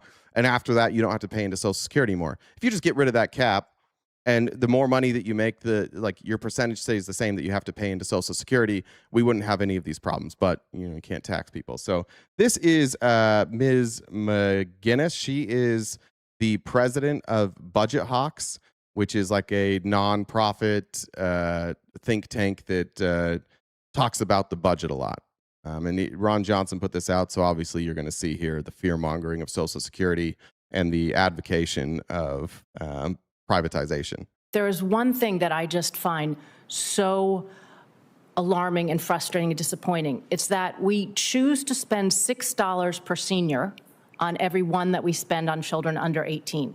Okay, this is so disingenuous. The $6 that we're spending on seniors is paid for. It's paid for through taxes. I assume she's just counting Social Security here, but she could also be counting Medicare and Medicaid. Not sure because she doesn't specify, but that's paid for. The $1 that is being spent on younger people, that is spending that Congress appropriates. And we know Congress runs deficits all the time. So when we increase that spending with Congress and it's not paid for with increased taxes, that is deficit spending. But the $6 that we're spending on seniors is not deficit spending. That's being paid in every single year. That's guaranteed. It's not deficit. So it isn't also important to show like just how they manipulate everything. And the end result of this is not going to be we're only spending $1 on younger people and $6 on the elderly. So let's spend $6 on younger people too. No, the answer will be let's take it away from the elderly. That's how they frame this every time. They're just trying to figure out ways to take that guaranteed money coming into the government, and instead of spending that money on people on care for seniors, they want to spend it on something else. And so they just try and figure out ways to be like, oh, this is unfair. We still want that money, but we would like it to pay for other bills and not for the care, which is just a flat out like robbery of seniors. They paid into that their entire life. When that money comes out of your check every single year, you're like, okay, well, I'm paying that money, but eventually I'm going to be able to collect on this money that I paid in. So if you start stealing from Social Security, you have taken these people who for their entire lives have worked, counting on that money, and you're like, never mind, fuck you. We're going to take the money that we promised would be spent on you, and we're going to spend it on something else. And this is a value thing, and people can have different priorities, but I do not think that reflects a budget that is sound for the growth of the country, the strength of the country, and the right thing to do. When Social Security began... How come I know that and people in charge don't? They do know that. They're lying to you. Everybody here knows what I just said is true. They just lie to you because you don't know, and they know you don't really care. It's an ideology. They have convinced you that low taxes and deregulation is better for you, while as soon as we started not taxing the rich and deregulating everything, that's when it all got worse. For some reason, you guys still believe it. And they're going to keep lying to you until you decide not to be lied to anymore. Bean said, just want to tell you again, you're doing great, pal. Thank you. Appreciate that. Amy Lynn said, 15.1 million empty houses in the U.S., 778,000 homeless, not a housing issue. I didn't know that. I didn't know that there were 15 million. Jesus. Seniors were the poorest cohort there was, and it was very important to start that program. Today, children are the poorest cohort, and seniors are the richest. And the problem is the constituency is immensely powerful. And I know that with changes that we're going to make, we're going to protect seniors. Current seniors do not need to worry about it. Though I will say there are so many well-off seniors who come to me when I'm talking about and say, I don't need it. I would give it back if I knew it were going to the program to strengthen it. Bullshit. Bull fucking shit. Bull fucking shit. This is just like Republican talking point nonsense 101. One, you could give it back if you wanted to, but two, what is this money used for? What is Social Security used for? It goes out in the form of checks to elderly people. So if these people are like, I would actually give it back if I knew what it was going to be used for, you do know what it's going to be used for. It's going to be used to be sent out in the form of a check to people who receive Social Security. And if you wanted to give it back and it wasn't going to go out in the form of a check, where would it probably go? Probably into the trust. This is nonsense, and they know that they're lying. They know that this isn't true. These people are paid by the rich to try and attack Social Security, and they play this game of like, actually, everybody would like to do the right thing. They just want the money to be spent the right way, and since it won't be spent the right way, they just keep that money. No one has ever fucking said that to her, ever. And if they have, then they don't know how Social Security works. They talk about Social Security like it's other government programs, like it's fucking DHS. And they're like, oh, well, I would give it to them, but they're going to spend $220 million on commercials. Or the Pentagon or the military budget, who never passes an audit and they waste money right and left. Social Security is simple. It goes in and it goes out. And there are some administrative costs because you have to pay some people to make sure that the checks are going in and out, and you have to have customer service, and obviously you have to have accountants, and you probably have to have teams of people to make sure it's running smoothly. But that's where all the money for Social Security goes. It's not like this massive wasteful program. It is meant to come in and then go out as a check. So this is nonsense. This is Republican propaganda brought to you by the rich who want you to give up your Social Security. They're lying to you and trying to convince you that you don't want Social Security. You want Social Security. You paid for it. You get it back.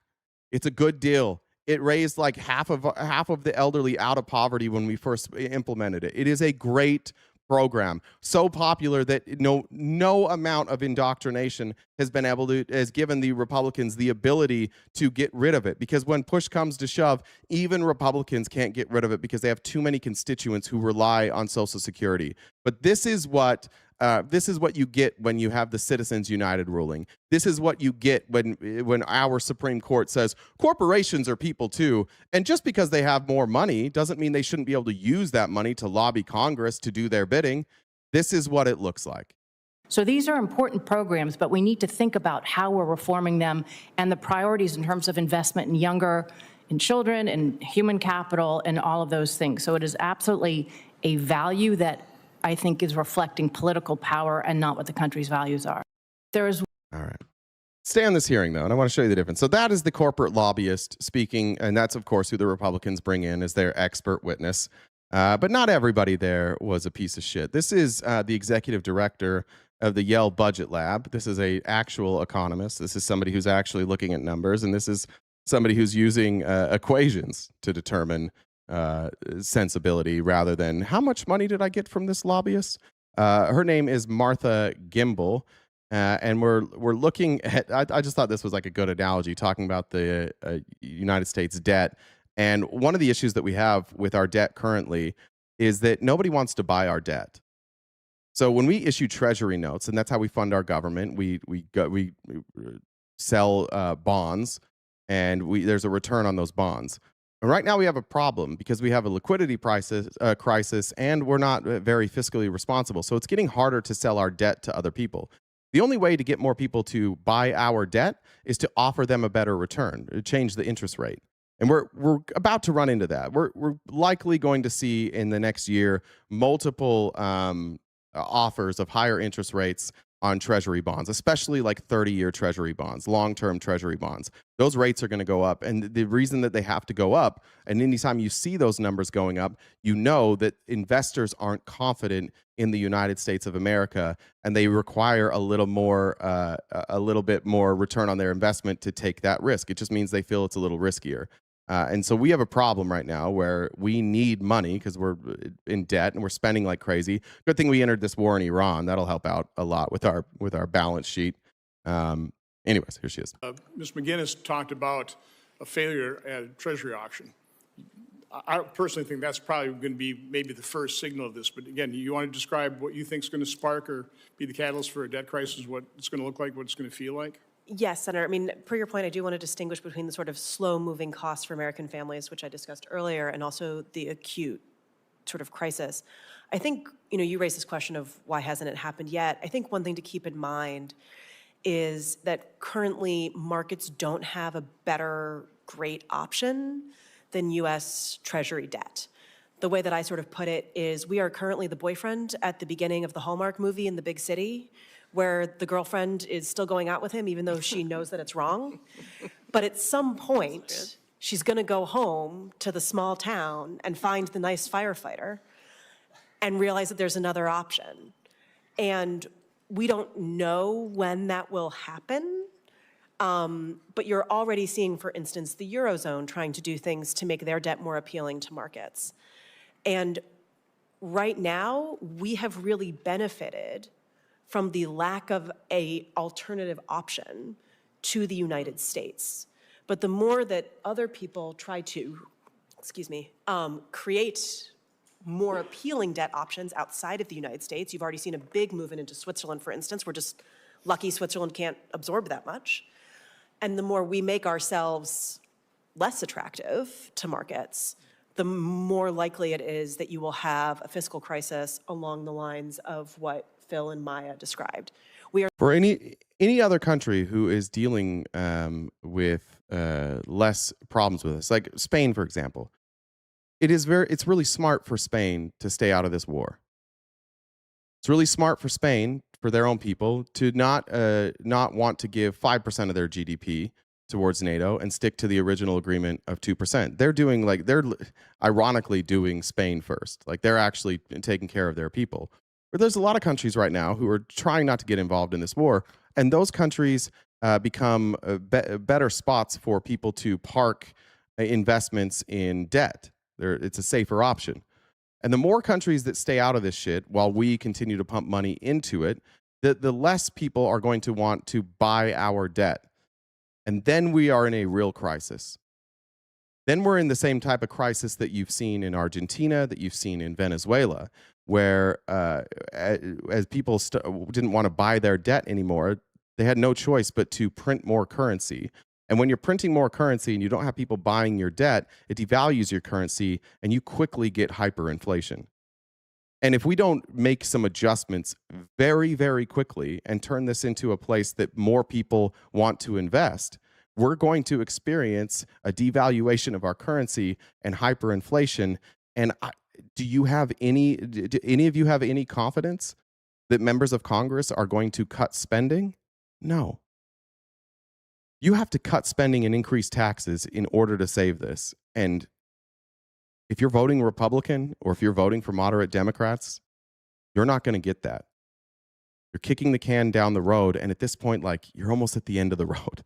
Like, if we lose foreign investment, we're fucked. We're literally relying on the fact that markets have no place to go. All right, let's go back to Maya McGinnis. Because I actually think she's right here. Again, she works for the lobbyists, but I do think she's right here. And I think that these are the people that need to be spoken to. I think that if you are a political candidate right now, what you should be talking about is the impending fiscal crisis. I mean, we're currently in a fiscal crisis, but it's about to get worse. And you have a bunch of people that are entering the workforce for the first time, or they're in the first 10 years of the workforce, and they didn't cause any of this shit. They're not the reason there's all this debt. Like, they're paying Social Security, and they don't know if they're going to get Social Security. Those people are going to be pissed. And that's who progressive candidates should target, because we have to tax all these people. Everybody who has lived through trickle-down economics, and especially those who started off early with trickle-down economics, they have benefited massively to the detriment of everybody else, to every younger generation. And we shit on the boomers a lot, and I don't think it's necessarily your fault, but like that generation, I don't know if anybody had it easier in terms of like finding financial success, just as a total. And they're now sitting on houses that they bought at the, for $12, and it's worth $5 million now, and then they sell that and they retire and they live these great lives, and they're like, I lived the American dream, and these younger kids these days, they didn't do what we did. We were smart with our money. We bought a house and then we sold it. It's like, yeah, they don't have that fucking option. That's why I showed that. That's why I wanted to show that video before this, is that like that type of wealth generation doesn't exist now. The average first-time home buyer used to be like in the mid-20s. It's 40 now, or almost 40. It's like 38 or 39. It's almost 40 now. So you don't get to start building that generational wealth on average in this country until you're 40. And why is that? It's because you can't fucking afford it. Why can't you afford it? Because jobs don't pay enough and homes are too expensive. How do you correct that? You get people paid more and you lower the price of homes. How do you get people paid more? You go to the corporations and the business owners and you say, the only way that you can get tax incentives is if you pay your workers more.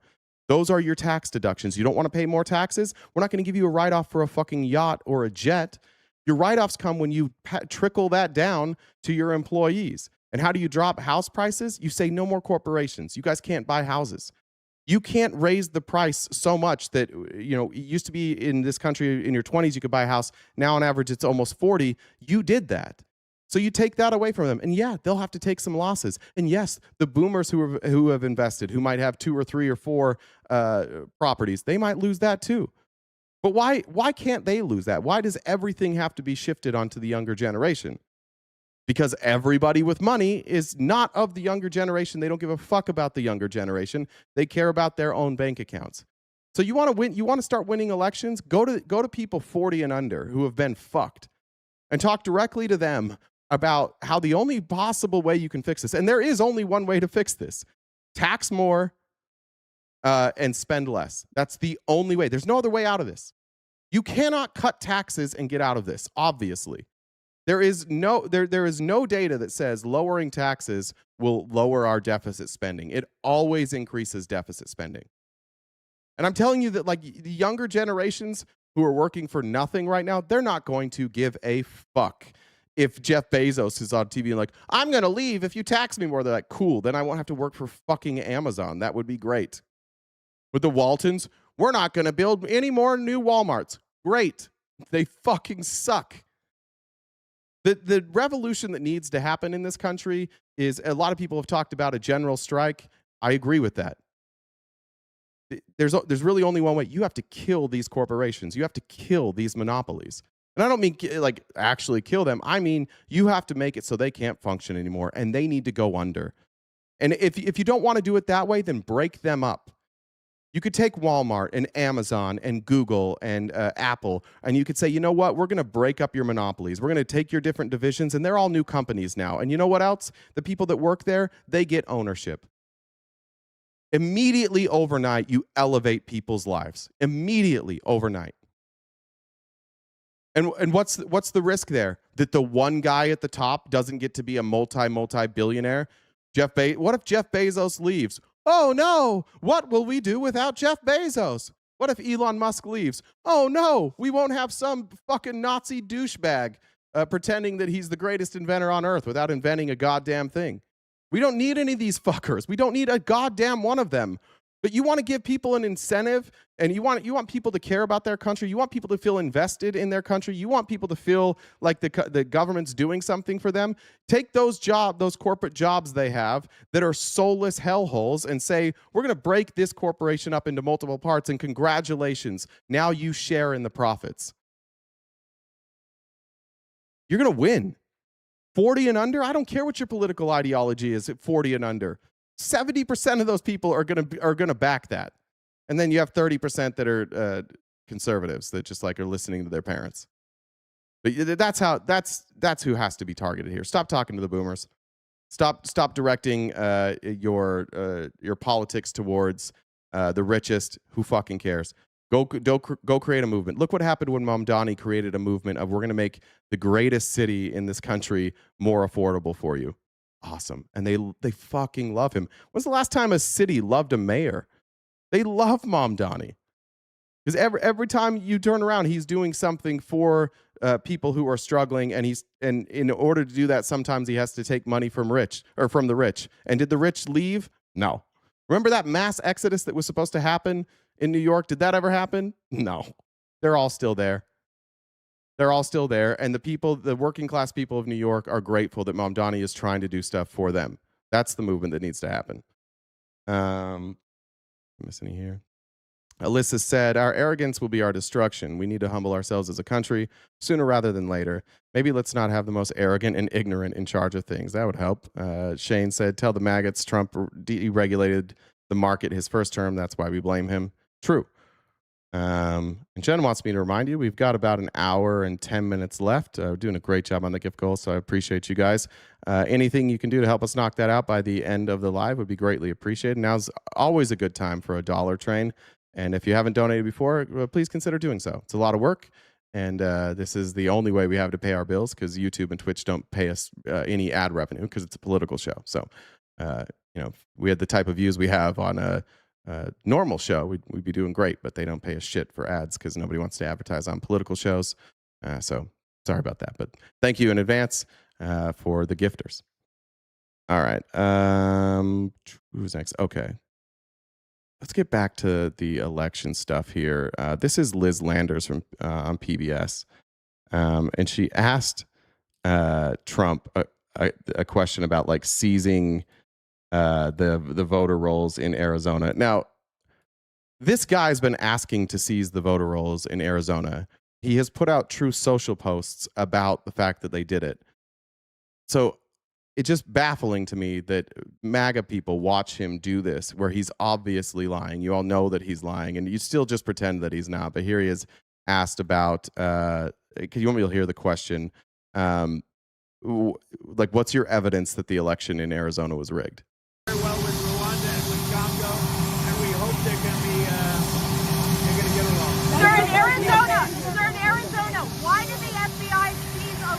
records in that state. Well, they probably thought the election was rigged, right? It wasn't rigged, though. Oh, really?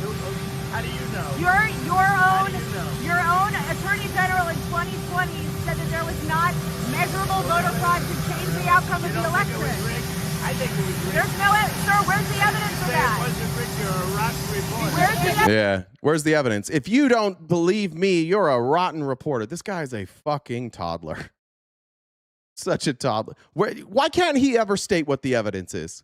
Has he ever told any of you what the evidence of voter fraud was? Or does he just get to say it and you guys lap it up?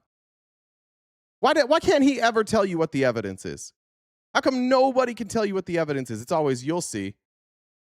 His own DOJ is like, nah, there wasn't. His own FEC chair was like, nah, this is actually probably the most secure election that we've ever had. Nobody that worked on for Trump during that election thinks that election was stolen. There's no evidence, literally no evidence. This guy Fox says, we need to stop letting people who won't be alive in a decade make the decisions for the rest of us who will still be here. Agree with that. Daniel said, thanks for your work. Very important. Appreciate that. Ty, thanks for, said, see Trump about Obama dancing. I haven't seen that, no. Thank you, Jay Hara for joining the Dollar Train there. Appreciate you guys. You're very responsive. All right. Let's go here. All right. This is cool. God bless Bernie Sanders. I don't know how much longer he's going to live, but I hope it's forever.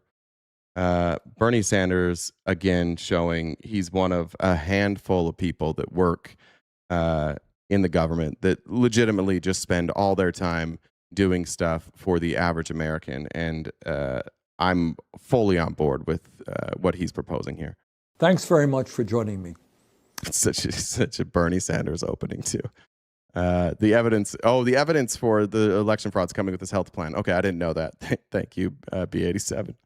I will soon be introducing legislation calling for a moratorium on the construction of new data centers. Now, as a result, I've been called a Luddite, anti-innovation, anti-progress, pro-Chinese, among many other things. So, thanks, why Genstar. am I doing that? Pumpkin Jewel, why thanks. am I calling for a moratorium on the construction of new data centers? Bottom line, we are at the beginning of the most profound technological revolution in world history. That's the truth. This is a revolution which will bring unimaginable changes to our world. This is a revolution which will impact our economy with massive job displacement. It will threaten our democratic institutions. It will impact our emotional well-being and what it even means to be a human being. It will impact how we educate and raise our kids. It will impact the nature of warfare, something we are seeing right now in Iran. Further, and frighteningly, some very knowledgeable people fear that what was once seen as science fiction could soon become a reality. And that is that super intelligent AI could become smarter than human beings, could become independent of human control, and pose an existential threat to the entire human race. In other words, human beings could actually lose control over the planet.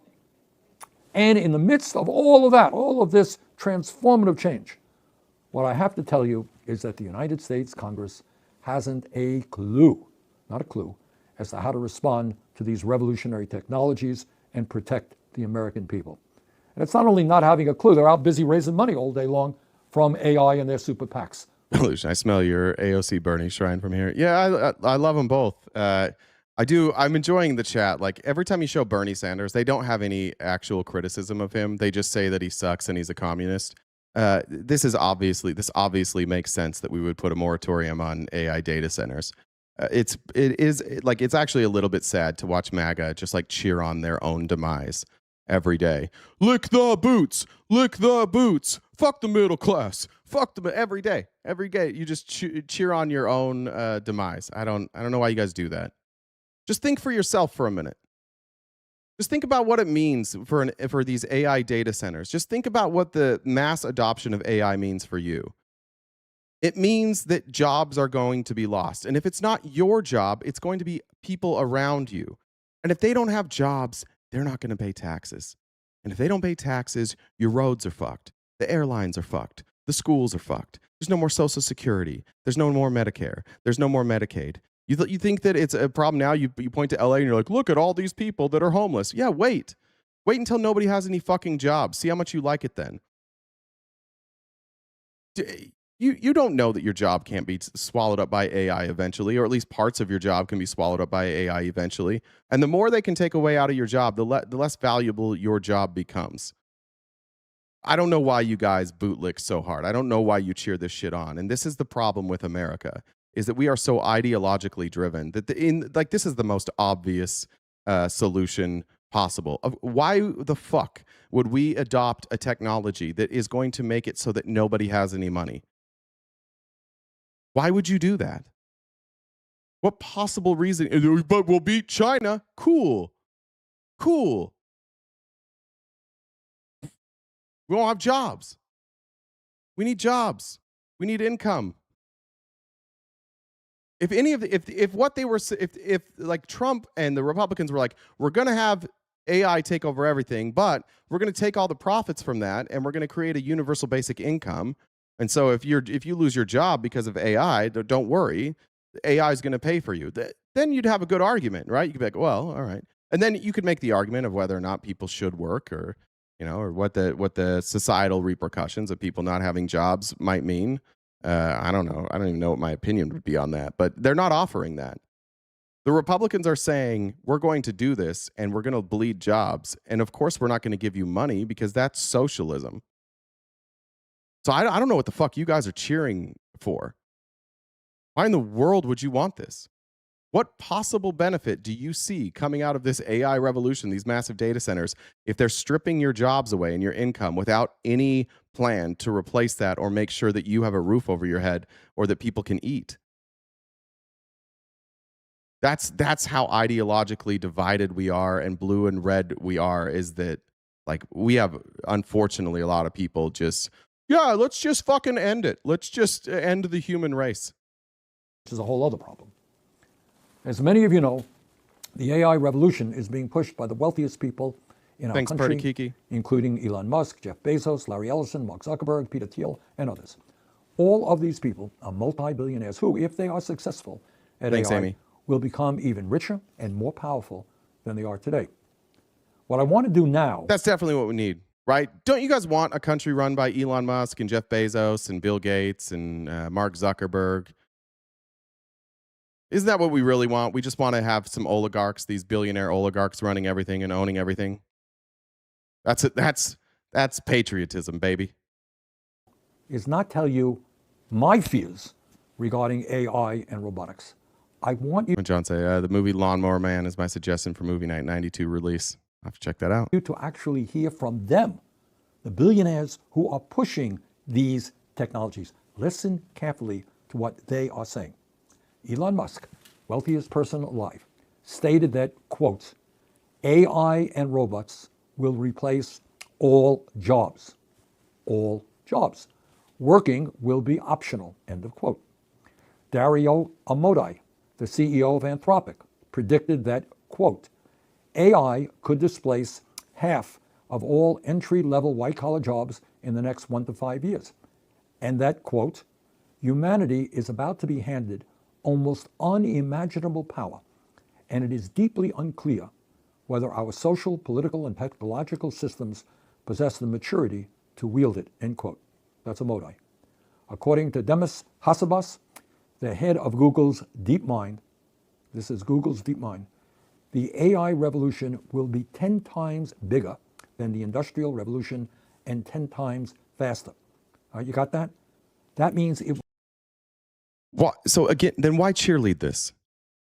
The people behind it are all saying, we're going to take everybody's jobs. Why is the Trump administration just... There's Democrats that are behind this too, but let's just talk about the Trump administration who's like writing EOs to make this easier. Why? I've asked before, and again, like maybe there's something I'm missing here. But why are we adopting this again? What's this going to do for us?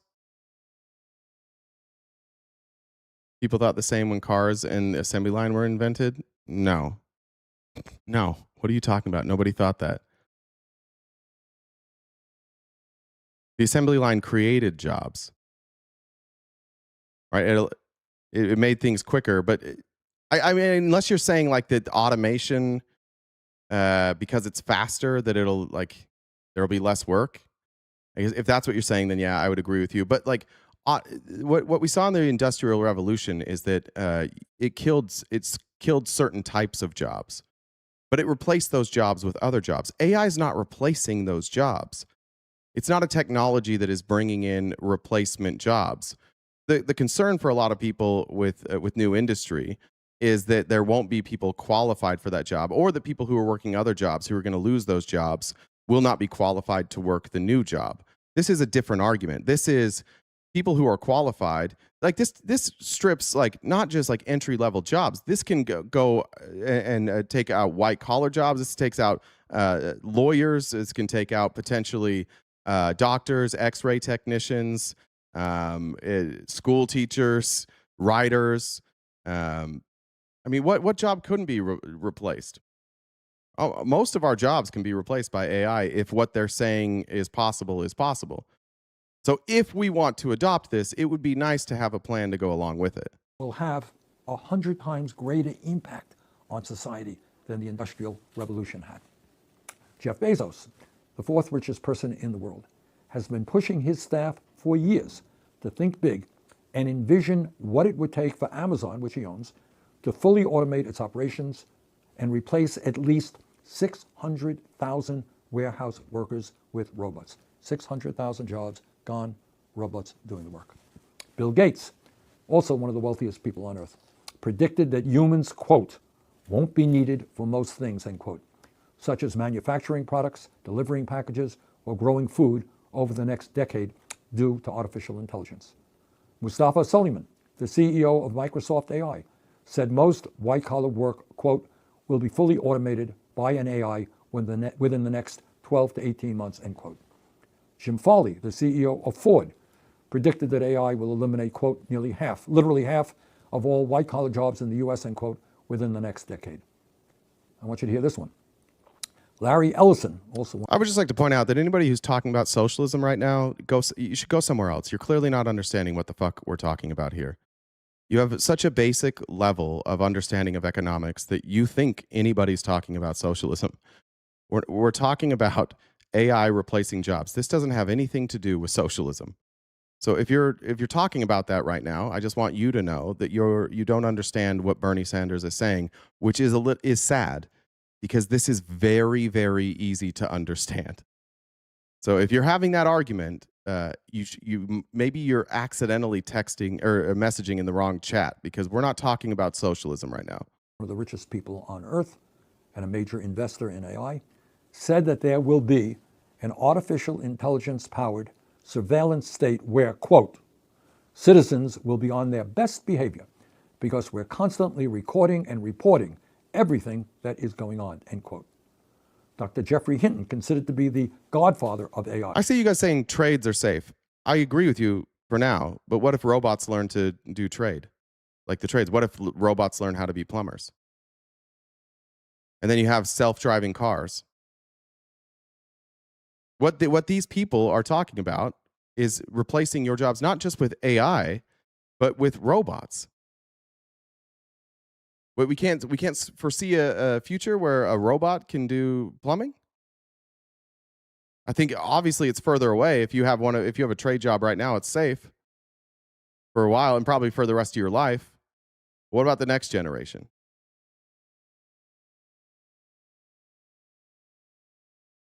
I didn't say that AI would take out doctors. I said specifically like X-ray technicians, but it could it could take away a lot of the responsibilities from a doctor, like reading an X-ray or reading an MRI or diagnosing. It could do a lot of that stuff.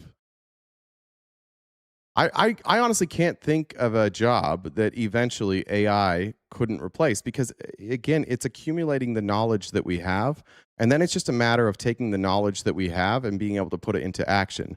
So if you have smart robots with an accumulated knowledge far greater than any of us could have, then yeah, like what job couldn't be replaced? Believes there is a, quote, 10% to 20% chance for AI to wipe us out, end quote. Mark Zuckerberg, the fifth richest person in the world, is building a data center in the state of Louisiana, a data center that is the size of Manhattan and will use 3 times the quantity of electricity that the entire city of New Orleans uses every year. All right? Now, for many years now, leading experts have called for regulation and reasonable pauses to the development of artificial intelligence to ensure the safety, the very safety of humanity. Let's go back to our good friend Elon Musk. Who said that? Somebody said, I'm an X-ray tech. It's impossible for an X-ray tech or for a robot to do what we do. Why? Why couldn't a robot read an X-ray and run an X-ray? I don't know the scope of your job, so I'm legitimately asking. But what about your job as an X-ray tech could a robot with unlimited knowledge not do?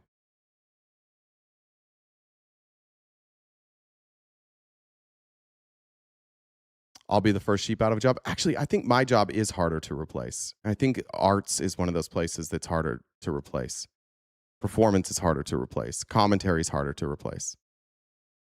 Because what a robot learns is based on originality. And I'm sure they can, like I'm sure AI can, but I think sometimes what people appreciate about something like I do is the authenticity behind it. So I'm sure it could be replaced, but I don't think that would be the first to go. X-rays are one of the things AI excels at. Yeah, I'm just, again, I don't know all the roles that you play as an X-ray tech, so I'm legitimately wondering.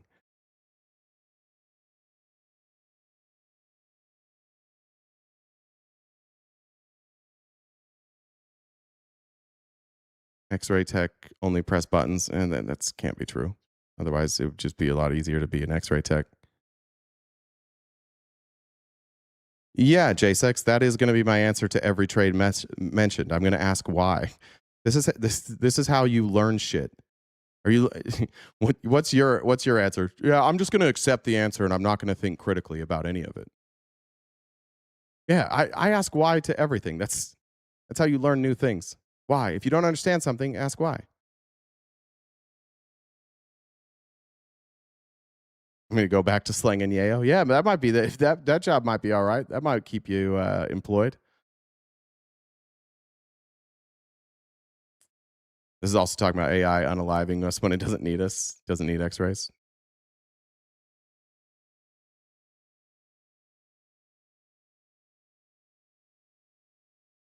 Sarah said, I work in the medical field and have already seen the first iteration of my AI replacement. Yeah, medical billing. Like a lot of places are trying to replace their billing departments with AI.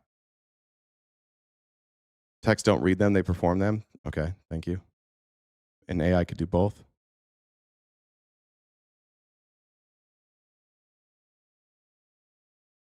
Okay, cool. I don't know if I missed your answer. Sorry if I did. Said back in 2018, quote. This guy Fox said they can already 3D print houses with concrete. Yeah, I've seen those. That's crazy. This is Elon Musk. Mark my words. AI is far more dangerous than nukes, so why do we have no regulatory oversight? This is insane, end quote, Elon Musk. In March of 2023, over 1,000 business leaders in the big tech industry, prominent scientists, AI researchers, and academics co-signed an open letter entitled, quote, Pause Giant AI Experiments, end quote, stating, we must ask ourselves, should we let machines flood our information channels with propaganda and untruth? Should we automate away? I like that, Ken. Yeah, I think that's right. Like Ken said, I have a friend that writes lyrics. He uses AI to add the instrumentation and vocals. It's incredible good music with passionate vocals. He finishes a complete song every day or two. Yeah, like I think AI will make a lot of people's jobs like that as easier. But I do still think there's like an art to that will be, and again, maybe I'm just wrong about AI being able to adapt and be creative with the arts. Maybe they will be able to replace that, but that's the only real sector that I've been thinking about that would be hard to replace. Or I guess not hard, but like I don't really see how that gets replaced. Again, I could easily be wrong. All the jobs, including the fulfilling ones. Should we develop non-human minds? Guys, J6 wants you to know that AI is a tool that's no different than a hammer or a ruler.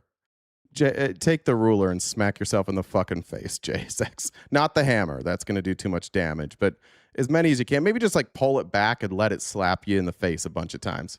It's one of the dumbest things you've ever said. Eventually outnumber, outsmart, obsolete, and replace us. Should we risk loss of control of our civilization? Should we risk loss of control of our civilization? Such decisions must not be delegated to unelected tech leaders. Therefore, we call on all AI labs to immediately pause for at least 6 months the training of AI systems more powerful than GPT-4. This pause should be public and verifiable and include all key actors. If such a pause cannot be enacted quickly, governments should step in and institute a moratorium, end of quote. That is what some of the leaders in the AI industry have said. And clearly where we are right now is that there has not been any pause. There has been massive amounts of competition between one company and the other, between the United States and China. So, bottom line is that in my view, that's a good point, Shannon. Another thing Bernie uncovered while looking into this is the AI systems are turning themselves back on when they get shut down. Yeah. Can't stop me. They're hacking their own systems. To protect our workers from losing their jobs, to protect human beings from attacks on their mental health, to protect our kids, to protect the safety of human life. Yeah, we need a moratorium on data centers. We need to take a deep breath. We need to make sure that AI and robotics work for all of us, not just a handful of billionaires. Thanks very much. Yeah, that's a good point. Seeing customers using AI to create their logos and business card designs more often. Yeah, a lot of people are doing that. I mean, it's already taking out industry for sure.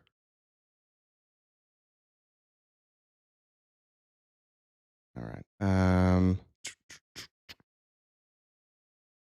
Ken, like this is what they view as the future. This is Sam Altman from OpenAI. His vision of the future is dystopian.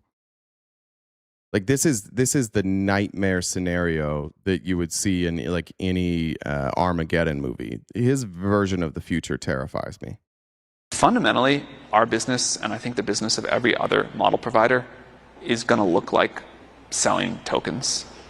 You know, they may come from bigger or smaller models, which makes them more or less expensive. They may use more or less reasoning, which also makes them more or less expensive. They may be running all the time in the background trying to help you out.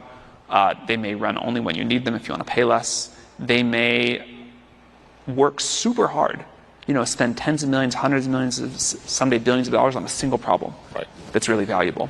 But we see a future where intelligence is a utility like electricity or water.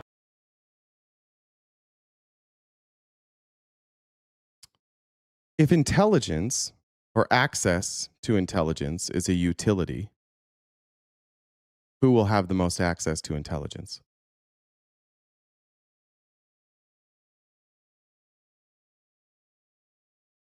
He's going to say it too. And people buy it from us on a meter and use it for whatever they want to use it for. The demand... Metered intelligence. You like the internet right now? Even they know that this level of intelligence, in order to monetize it, has to be pay per use. That's the future that they're looking at. Like, you want to talk about a class system? You want to go back to poor people don't get an education? That's where they're taking us. Oligarchs. You have these, and everybody's a serf, except for a handful of people. And that we see for that seems like it's going to continue to just go like this. And If we don't have enough, we either can't sell it, or the price gets really high and it, kind of goes to rich people, or society makes a bunch of sort of central planning decisions that I think almost always go badly about, we're going to use our limited compute supply for this and not that. Oh, there's the billionaire telling you regulation would be fucked up. Do you tell me, which world would you rather live in? Would you rather live in the world where access to AI is tokenized, where you actually have to pay per use? Or would you rather live in a world where the government central plans AI and you get to use it as part of your rights as a citizen of that government? Unlimited use, but you pay for it with your taxes. That's an equitable system. What he's talking about here is that central planning gives equity, and that always fails. What you really need is that the richest people should get access to everything. If you have money, you get everything. If you are poor, you get dick. And not in a good way. Like, that was the wrong way to put that, because now we got a bunch of people who are like, I want to be poor. Jamar just immediately, I want to be so poor. That sounds fucking awful. He just laid out this thing. He's like, would you rather have tokens to use AI, or would you rather all have it, but it's centrally planned? I'll take centrally planned, please. Thank you. Good question. So the best thing to me throughout all the history of capitalism, innovation, whatever you want, is to just flood the market. Yeah.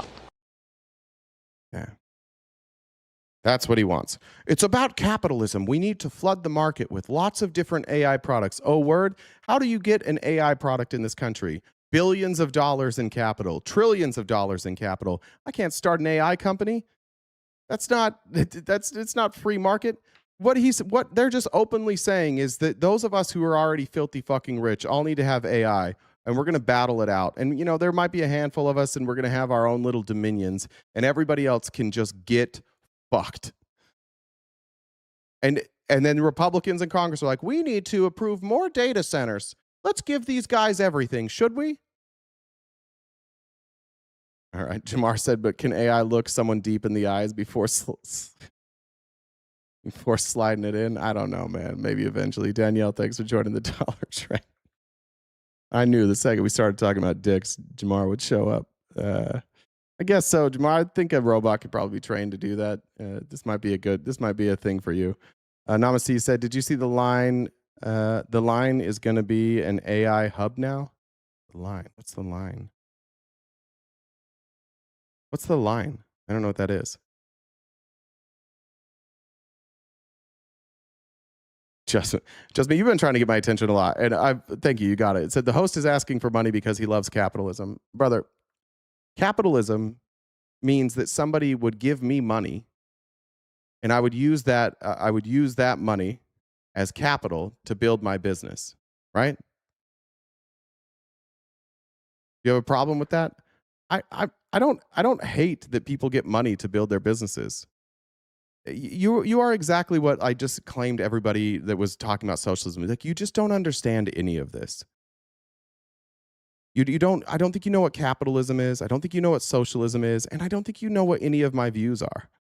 Obviously, I have no problem with other people funding my business. That's also how business works. But like, these are customers. These are not one person here that's giving me money gets a return on that investment. If it was capitalism, every time they gave me a donation, I would say thank you, and they would have some sort of profit sharing here. So it's not capitalism. They're paying for a product. This show is the product that they pay for. You don't understand honest to God, and I'm not even trying to be rude here. You don't know what any of these words mean. You've got to go, a lot of you got to go fucking read something sometime. There's too many words coming out of your mouth for how goddamn dumb you are. You can't correctly identify any economic principle. This is not capitalism. We joke that it's capitalism because of dipshits like you, that every time we say like we're crowdfunded, you go, ugh, capitalism. No, raise your hand if I have sent you any sort of returns for your investment here. This is not capitalism. This is people directly paying for this product. And then we take that money and we choose what we do with that money. But goddamn, man, you got to learn what something is eventually. You spend enough time here, and I don't mind you like talking shit to me, but while you're here, could you try and learn like one fucking thing a day? Just write a goal. I'm going to learn one fucking thing today. And what you should learn first is like what capitalism is, what socialism is, what communism is, perhaps what capital is in general. Just learn basic economic principles, and then it won't be so embarrassing for you. This is easy stuff too. Like this isn't even complicated. Just shut the fuck up for a while and go read something. All right. This is how this connects now. This is my segue into the Iran war. I want to talk about impending problem we have here. We know that AI data centers require a ton of energy. We also know that this government has decided that we don't want to do renewable energy. We want energy to come in the form of, specifically in most of these cases, natural gas. And because we need all this energy, we got to help out those oil barons who have given Trump billions of dollars to cut their taxes. And now we're in a situation where we are trying to fight an AI war, apparently, against China. And China has the upper hand. China has the upper hand for a couple of reasons. One, their AI companies aren't heavily reliant on individual capitalists. They get a lot of their capital from the government, and then that money comes back into the government, and the government can use that either to invest in more things or they can invest it in their people. Two, they have invested heavily in renewable energy, and it has cost them a lot. Like, there's no question when you look at China and how they have built out their structure that they are also in like at a tipping point. They're not that different than us. Like, we're both at an economic tipping point. But if we lose, we're fucked. If they lose, they can recover. It's going to hurt a lot. Like, it's going to destroy their economy, and they're going to go through a lot of pain. They have a lot of problems in their housing in China. They've built way too many houses. They're not being, in some cases, not being lived in, and these construction jobs have kind of dried up. So it's not like, I'm not trying to say China's perfect, but China at least has like some guardrails and some extra infrastructure built in that we just don't have here. And so as this war with Iran keeps going, we're going to see the cost of our energy and our production and our AI production skyrocket, where China will also see their costs rising, but not quite as much because they have all of this renewable energy infrastructure that they can also use to generate power. So they're going to be able to operate and fight this AI battle, and they're going to do it at a lower cost than we are. So the question then becomes like, how long can we last paying these prices? Will we outlast China, or will China outlast us? I don't know the answer to that question, but I do know that China has some advantages that we don't have. And here's Chris Wright on with CNN asking the question, like, if you're projecting oil prices, you're looking into the future, depending how long this goes, of $200, $300 price per barrel. And what was it before? Was it like $60 or $70 when this started? We're looking into a very, very expensive future. Question is how hard is the pain, and how much are people going to have to endure? Gas prices are going up, jet fuel prices are jumping, and CEOs are saying that ticket prices are also going to go up. Iran just said that the world should be ready for oil at $200 a barrel. You don't agree with Iran on anything, but do you agree that people need to be prepared for that? We're going through short-term energy disruption for just huge long-term gain. You're seeing Iran's behavior. Could They're that attacking hit? Could every short-term country in the mean region. $200 a barrel? I would say unlikely, but we are focused on the military operation and solving a problem. I'm not going to. Yeah, they're just pretending this problem doesn't exist. We're not going to address that. We're not going to address that at all. We're just going to talk about the fact that Iran is so dangerous to us. Somebody's knocking on my door.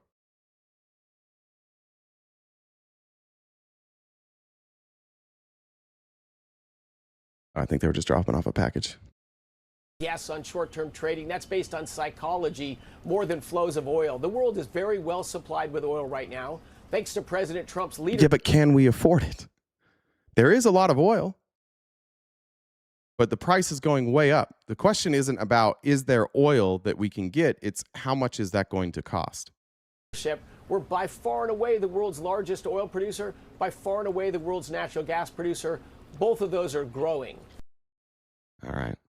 In You'll see, this is all like they just don't want to address. Like somebody said, like our American optimism could be the death of us. Like that's what we're seeing here. They're just pretending that these problems don't exist, and these are real scary problems. Here's Palantir CEO Alex Karp, and watch this shift. Like, watch them just pretend that everything that they've ever said. They're not doing the exact opposite. Alex Karp has pretended to be a libertarian his entire life, pretended to be like anti-war his entire life. No regime change wars. Somebody just try and make sense of this for me. And while we're doing that, about 35 minutes left in the show today. Again, we are crowdfunded, not capitalism, but we are crowdfunded. I'll update the gift goal, but that's you can see it in the bottom left or top left. That's what we have left for our gift goal today. If you could help us knock that out, that would be greatly appreciated. Maybe 45 minutes left, and then I gotta go pick up my daughter. The total power of our fleet and all of our resources and bring it to bear against adversaries and enemies has shifted the way in which war is fought. And I have read that Palantir's Project Maven is the core backbone of that. And then I've also read that all the allies, Arab and non-Arab in the Middle East, may or may not be users of our platform as well. How would you not know that?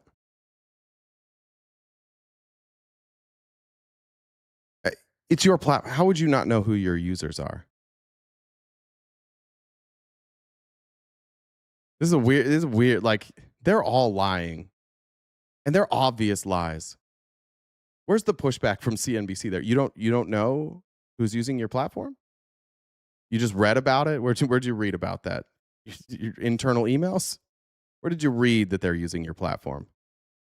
And that's expanding rapidly. I think the most important thing, leaving aside the heroism of our troops, which is the most important thing, is our adversaries and enemies are witnessing an ability to fight that they don't have. And they are going to find it very hard to acquire for a couple reasons. We have, for better or worse, as many know, I've been essentially an anti-neocon. I don't really believe in the wars we fought in the past, but because I don't believe in regime change or... Doesn't believe in regime change. And that's one of the reasons I'm supportive of this policy that we currently have. But I'm anti-regime change, which is why I currently support the current policy of regime change. Did I get that right, Alex? Essentially an anti-neocon. I don't really believe in the wars we fought in the past, but because I don't believe in regime change, and that's one of the reasons I'm supportive of this policy that we... I'm sorry, did we not kill the leader of the regime? Did we not just have a regime change? That's one of, like, they're rich, and so they just get to lie, and nobody ever pushes back. That's one of the dumbest things. Like, I'm not really into dumping buckets of water on my head, and that's why I am so into the ALS challenge. Oh, okay, got it. We currently have, but what you want is to have a capacity that no one else can replicate, and so that you can pick and choose which regimes stay standing. Like, this is honestly like pretty sick. This is a private company talking about, I support this government because we're decapitating other governments because we're so fucking cool. These people are sick fucks. They love the death and destruction. They love seeing their technology used to murder, in this case, Muslims. America is the center of the AI revolution. The large language models on the battlefield are only useful if powered inside an ontology, and that's our ontology. And yeah, I guess I've read we're at the core of everything, and maybe that's exaggerated, but. I like this. First of all, Michael, you have spelled beggar wrong like a million times. You're spelling it wrong. Secondly, I don't know if you know this, but Alex Karp owns a company called Palantir, and the United States uses his technology, and so does Israel. So when he says he's anti-regime change, and then he points to his technology being used by Israel for regime change, he's not anti-regime change, is he?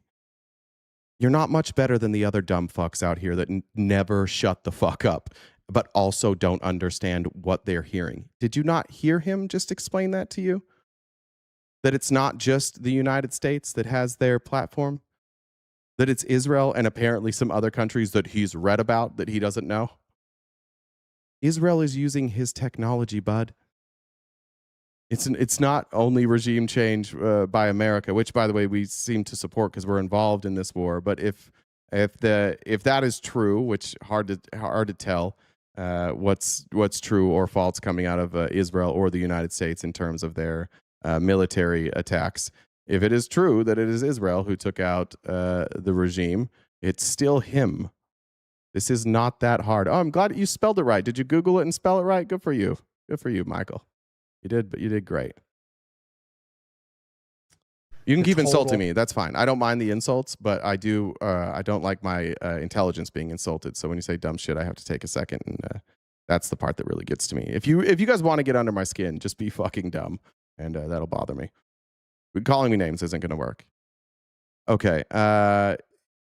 This is Carlyle Group, Jeff Curie, and this is some. This seems to be the consensus across the board, is that now with Iran saying we're going to control the Strait of Hormuz, there's not a goddamn thing we really can do about the price of oil going up. It's going to be a very, very expensive summer. Like, we were already going to have historically high prices, and now we've got 20% of the world's oil that travels through the Strait of Hormuz that can't be moved. And so we're in for a problematic summer. Even if there's a ceasefire, tomorrow, right now, the next 5 minutes, the world's changed. The commodities of the crude. What's changed? For one, you've disrupted global supply chains. This is not just a disruption of oil. It's gas, it's fertilizers, it's metals, it's petrochemicals, the list goes on. And then you've disrupted supply chains in countries all over the world. The ships are in the wrong places. The insurances are being canceled. You've taken the pressure out of the fields that you've shut in places like Saudi Arabia or Iraq or even in the UAE. The list goes on and on. The damage is going to take months to unwind. But I want to bring it to the immediate. There is no policy response that can stop this ascent in crude. None. And yes, you've paid this 400 million barrel headline. Flow rate is what matters. You know, the maximum sustainable flow rate is 2 million barrels per day. So 400, that'll take them 200 days to get that out. And you put that in the context of a disruption of, let's net it out of disruption. So what he's saying is, like, in order to make up for what's not coming out, now we have to get out 400 million. It's going to take 200 days to get the amount that we've shut off, and we can only do 2 million a day. So yeah, supply and demand, price is going to go up. Then he said, I would only argue people who donate to you do receive a return on investment and educate the public. Thank you. Yeah, but there's no monetary return. I appreciate that. It's got to be somewhere around 18 million barrels per day right now. You're just minuscule in terms of offsetting it. So again, there's not many options here. You believe? Damien, thank you. Denise, thank you. And Purdy Kiki, thank you very much.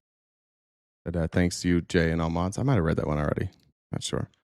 Okay. And then on top of that, like the dominoes here. I like that you're saying that I'm playing. What did you say? I was playing Connect 4 and you're playing chess? Well, that's not the game here. The game here is more like Jenga. That's the game that we're playing. And the collateral damage from here, from this war in Iran, which is fucking stupid. There's no reason for us to be bombing Iran. The collateral damage is going to be far-reaching, including for our farmers, which, if you're not a farmer, congratulations. But if you like your food to be cheaper, sorry about that. This is a catastrophe. This is a catastrophic decision by this administration to fuck up the global economy and our economy. And like the previous speaker said, from the Carlyle Group, what he said is true. the damage has already been done.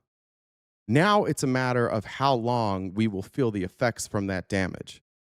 The longer this war goes, the more effects we are going to feel from that damage. And it's going to affect your food prices because it's going to affect the cost of producing that food by farmers. Pecker said Alex Karp is a real-life Tony Stark who stayed a defense contractor and profited off of war crimes. No, really, he sounds exactly like Robert Downey Jr.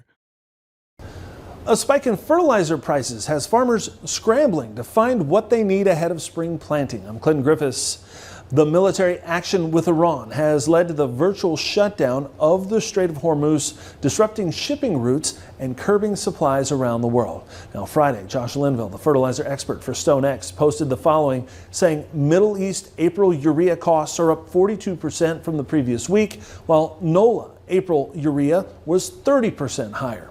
News Michelle Rook joins me. Michelle, you've been checking on fertilizer supplies and what is ready to go for planting. Well, Clinton, the good news is in the upper Midwest, where it takes the longest to get product in place, fertilizer supplies are in pretty good shape. Company officials tell me they have 85. Sorry, this was from Farm Journal. That's who's doing this broadcast. To 90% of the product already in warehouses, with more rail cars in transit. However, they do admit at least the last of the urea supplies could be tight. As Scott Johnson prepares for the 2026 planting season, he's glad he was proactive on his fertilizer plant, especially as prices surged tied to the Iran war. Well, I've got all my... Are they in good shape? Well, they're in some... When she says they're in good shape, she just means that some of these people have already purchased their fertilizer. And so for this year, they're in good shape. But if this drags on, we might see next season the price staying high. And the other thing that we know is that these prices don't usually come down. Right, so once they've gone up, these places don't usually bring the price back down. They see that opportunity and they raise prices. So this is just like another escalation that's going to cause your food to be more expensive. Fertilizer booked already, so I'm not super concerned with that. And fortunately, his CHS retailer in Grand Forks reassured him they have fertilizer in place. They got to bring in 2 more in season, but they've got a lion's share of it already on site. So having it bought or booked and knowing it's already here, I'm not as concerned. Officials at the CHS Ag Industry Day told farmers fertilizer supplies are good, except a small amount of urea they source from the Middle East. So there is a gap. Fortunately, it happened towards the end of the season, not at the beginning. So I think we're in pretty good shape, but it's not all here. So CHS is looking at alternative sources for those last tons. Prices have risen. Now, what other origins that manufacture urea, are they able to fill that gap or not? And it's still a little bit early to see, but markets have a way of working. While global urea prices rose.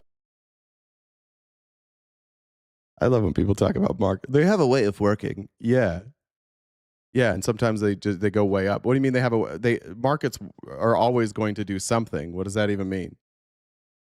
That is like Republican economics. It just has a way of working itself out. Yeah, meaning if it gets expensive, a bunch of people are going to lose their farms, and people with capital are going to buy up those farms, and those farms will still exist, but they will be run by massive corporations who cut corners and over spray and do genetically modify their food and overproduce it and pack it, and then they don't have enough regulation. Yeah, people need to eat, so somebody's going to wind up growing that food or producing that food. But there's a lot of people that won't be able to produce that anymore, and they will go under. So cool. Rose $120 to $130 last week. CHS retail locations in the upper Midwest are still... No, Michael, you stole somebody else's joke. You don't get to use other people's jokes. Don't repurpose other people's urea jokes and count them as your own. You have to come up with your own jokes. You've already been shown to be dumb, and now you're stealing people's work. Look, brother, you're on our radar already. Like, everybody already thinks what you're going to say is dumb, so they're going to notice when you steal other people's work. So now you're a cheater and dumb. You don't want to be both, bud. Offering bids. We've got a supply plan in place, so we're able to still keep offering, but the price isn't great. Last fall fertilizer was applied, but many farmers in the region pre-booked fertilizer, which helps. So we're between 80 and 85%, and which is not uncommon going at this time of the year. Fertilizer companies like Mosaic Thanks, Sully, for sending that donation just to piss off the MAGAs. I appreciate that. aren't being hit as hard. Fortunately, we are a phosphate and a potash company.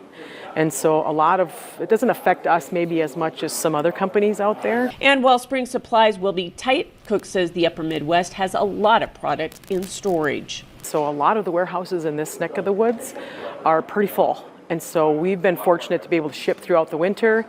We've been fortunate to keep a lot of our tons domestic. And so we're feeling pretty good about where things are at. However, if the Iran war continues to disrupt shipping the next 2 weeks, getting the remainder of spring fertilizer needs to farmers may be tough.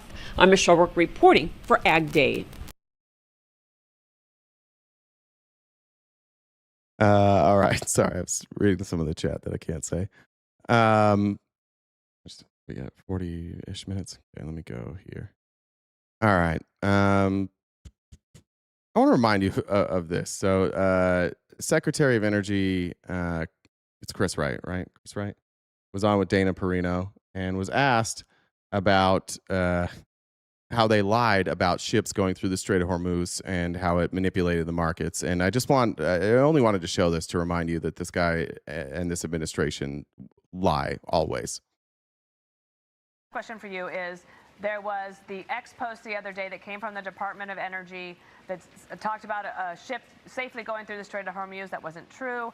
It caused a lot of market disruption. People lost some money. That tweet was deleted. As the Secretary of Energy, what have you done to make sure that that doesn't happen again? Are you going to personally approve those posts? Yes, I will. And yeah, that is a miscommunication in our department. I take full ownership of that as the person in charge of the department. Very unfortunate. It will not happen again. Yeah. Fucking staffer, man. Put out that tweet. Takes responsibility. Obviously, they didn't mean it. It was just a staffer. Except for Fox News is also lying because, yeah, there was a tweet, but there's also him saying Joint it. President Trump knew skip West through had not here from asked Kyle Clark, but is it right? Here's him saying it from his own mouth. He's blaming a staffer, but here's where the tweet came from. We are having restrictions of flow of energy through the Straits of Hormuz right now. We announced that we will step into the insurance market and insure tankers to go through. A large oil tanker went through about 36 hours ago. I think you will see more. And then they quoted him in a tweet, and then they said the tweet is what caused the markets to change. He said it. It was him. And he's just willing to blame a staffer? Just want to remind you of who we're working with here. They'll just always blame somebody else, never take accountability for anything they do wrong. All right, I want to talk about AIPAC, and I want to also talk about, if you're not following Max Blumenthal, I highly recommend it. He works with Drop Site News. We know here that I'm a huge fan of Drop Site News. But I want to show you this. He was on with Mario Nawfal. I don't know who that is. I know he retweets Elon all the time. I think he's like Elon's boy here. Actually, I'm going to skip this part because we don't have enough time. But there's a part in the interview, it's like 8 minutes, where he explains that we now have it on recording. The AIPAC CEO, and let me just find the recording. Should have done this instead. I didn't think we'd run out of time. There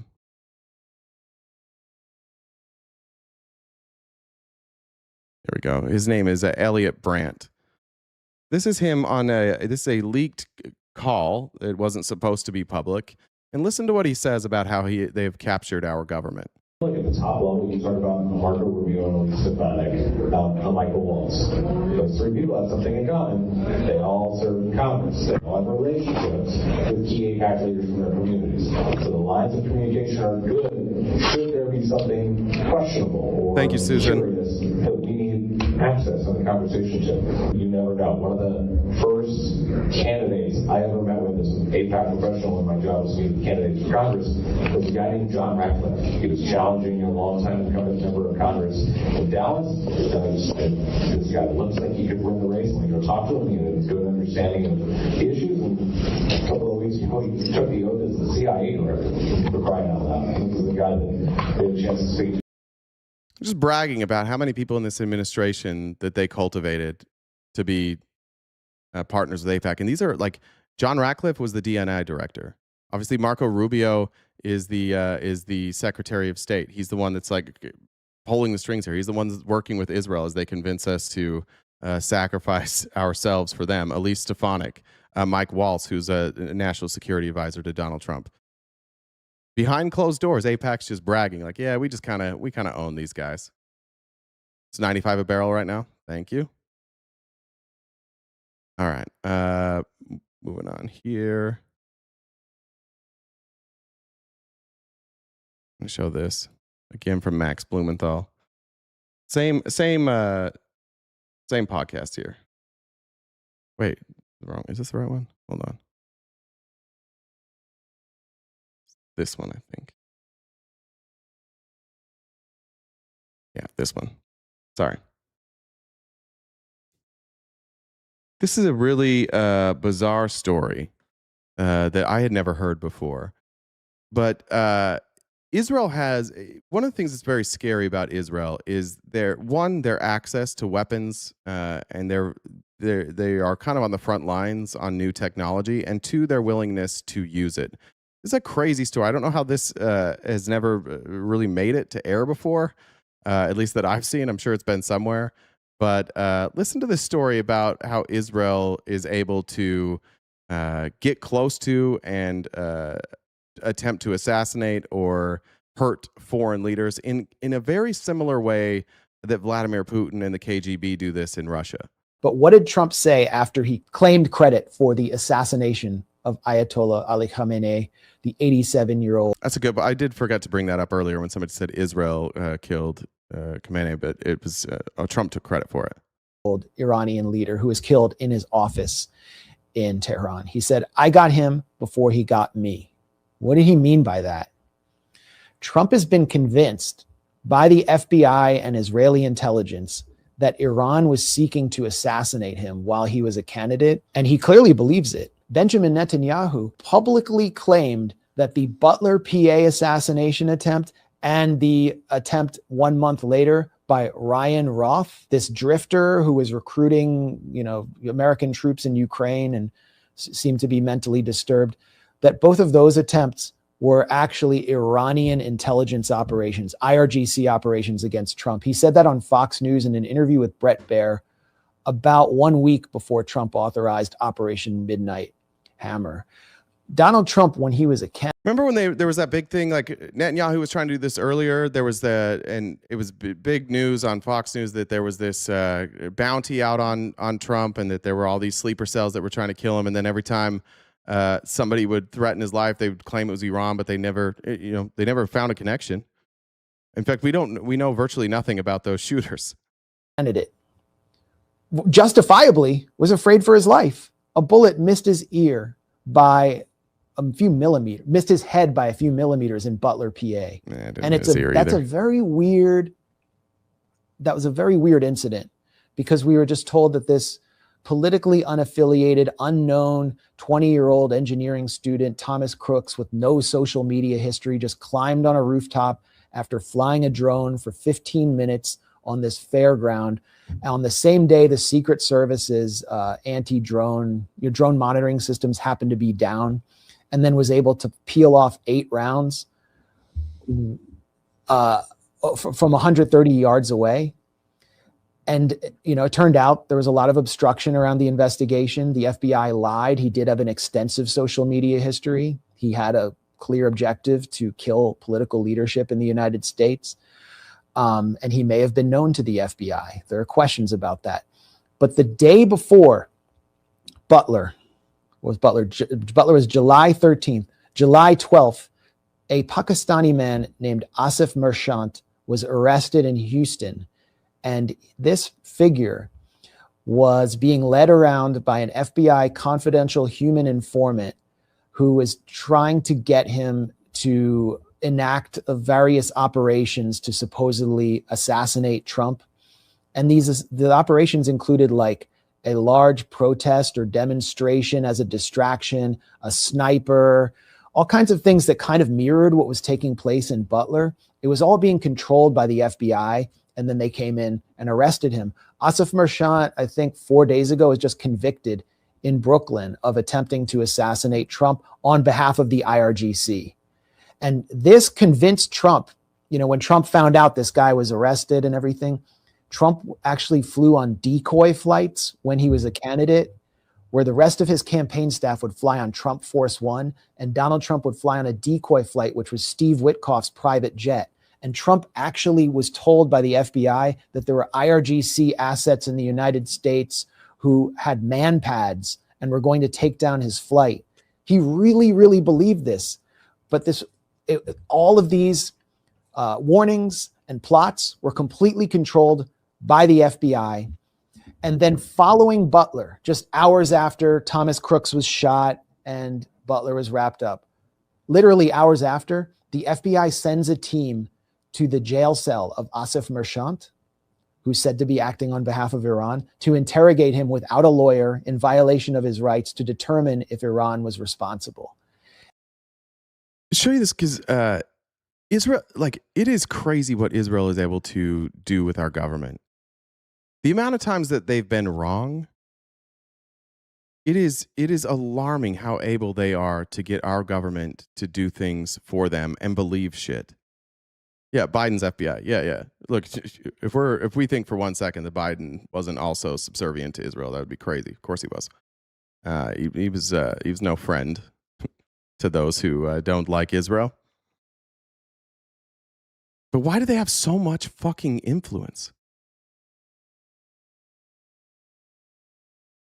We're in a war right now for no fucking reason. They said there's an imminent threat. Still, nobody can tell us what the imminent threat is.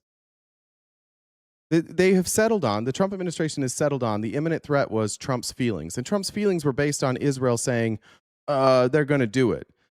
But we now have testimony from Anthony Blinken that that's what he tried to do to Obama. That's what he tried to do to Biden. And what's his name? Bolton. John Bolton said that they tried to drag Trump into a war his first term. They're always telling him the same thing. There's an imminent threat. Within the next week or two, they're going to bomb you or they're going to try and assassinate you. And no president has fallen for it until this one. And now we're in this war. And an FBI official later told the Washington Post, if we could have concluded that Iran was responsible. You could see a Pakistani man working for Iran. There are extremist groups. There are terrorist groups that are funded by Iran in Pakistan. It would mean war. So there are a lot of questions that I have about. What did they conclude? They concluded he had nothing to do with Butler. But there are questions to raise. What if he did have something to do with Butler and we're just not being told the truth? What if Butler itself was the result of a failed, controlled FBI operation and that the FBI was also watching Thomas Crooks and this went beyond the FBI in order to implicate Iran in attempting to assassinate Donald Trump? And then there's another scenario we can consider there. What if Thomas Crooks had actually succeeded in taking out Donald Trump? Who would the candidate have been? It would have been Nikki Haley, with Asif Merchant being interrogated about Iran. She would have blamed Iran. Her whole campaign was funded by the Iran hawks, and she would have led the charge to attack Iran as revenge for killing Trump in order to capture the Trump coalition and the Adelsons. All right. I obviously had the wrong video labeled. I said that was about the assassination attempt. I'll have to get that tomorrow, but that video was next anyway, so apologize for that. But again, that the outside, what Israel is able to just convince us to do. We're just I don't even know, cuckery. Are we under some sort of spell from Netanyahu? Why is a guy who is wrong this often so able to lead us into wars? We're never going to learn our lesson with Benjamin Netanyahu? New survey now shows that not only do Americans broadly not support this war, these are likely voters, 52% of likely voters say that Trump was at least partly motivated to take military action against Iran in order to distract from the Epstein scandal. And that includes 26% of Republicans. Bibi is dead? Is Bibi? Oh, are we? I've heard people saying that Bibi is actually dead. Yeah. I don't know what would happen after Bibi. I don't know much about. I don't know enough about the people below Bibi and who his successor would be to have an answer to that. Unfortunately, you probably ask somebody who knows more about that succession than me. And we'll probably end on this. Let me check comments one last time, and then I'll get them at the end again. Got that from Soli. We're close. We're damn near have that gift goal knocked out. So I appreciate you guys today. You've been very generous. If there is still some left, I'll update it. And if you want to help us knock that out, that would be dope. Okay, good. I'll update that goal. But I just want to show you this from the Tim Dillon podcast. He had on Jeremy Scahill, and I think this is the story I was looking for earlier. Things are mislabeled. So let's actually, this isn't as long as I thought. We'll have more after this. No, I just want to tell you one story about Israel. You know, in the 1990s, the head of Hamas was a guy named Khalid Mashal. And he was based in Jordan at the time, and he comes out. He's driving his kids to work and then to school, and he gets out of the car with his bodyguards. And these two guys posing as tourists come up and they spray something in his ear, and it was a poison, and it sends Khalid Mashal into a coma. And then there was a pursuit, and his bodyguards and Jordanian police end up tackling and getting the guys. And it turns out that they were Mossad agents. The king of Jordan then, and this is a public story, people can read about this, there's been documentaries made about it. The king of Jordan then says, we're going to cancel our treaty with Israel, and we're going to execute these agents if Netanyahu, he was prime minister at the time in the 90s, if Netanyahu doesn't give us the antidote to resurrect Khalid Mashal. It's like Fortnite. It's great. Like, one, they knew, but that's fucking. Doesn't this seem like a video game? The head of Mossad gets on a plane from Israel, flies to Jordan to deliver the antidote to save Khalid Mashal's life, and Khalid Mashal is still alive to this day. I just interviewed him, a couple of months ago. But the nature of what Israel is able to do—that's one of the most sort of famous known episodes. Israel has deep penetration throughout the Arab world, and there are many cases where they conduct operations and but they get not caught here in America. Where the world never no actually hears about penetration it. here, and that's what I'm proud of. You know, these other countries fell for it, but us, we didn't. And how easy would it have been for us to fall for it? Go, tell me. I hate that I like Tim Dillon. I really do. Here's Chris Murphy talking about basically the same thing, just like how subservient we are, how obvious it is, and like how so many people who are funded by AIPAC, and again, that's not just on the right, that's on the left too, just like pretending that this isn't what's happening. It's obvious that this is what's happening. Everybody knows this is what's happening. Would be devastating. Senator, on MS Now, you suggested that the only reasonable explanation is that for the wars that Israel made us do it. How would they have made us do it? Like, is that?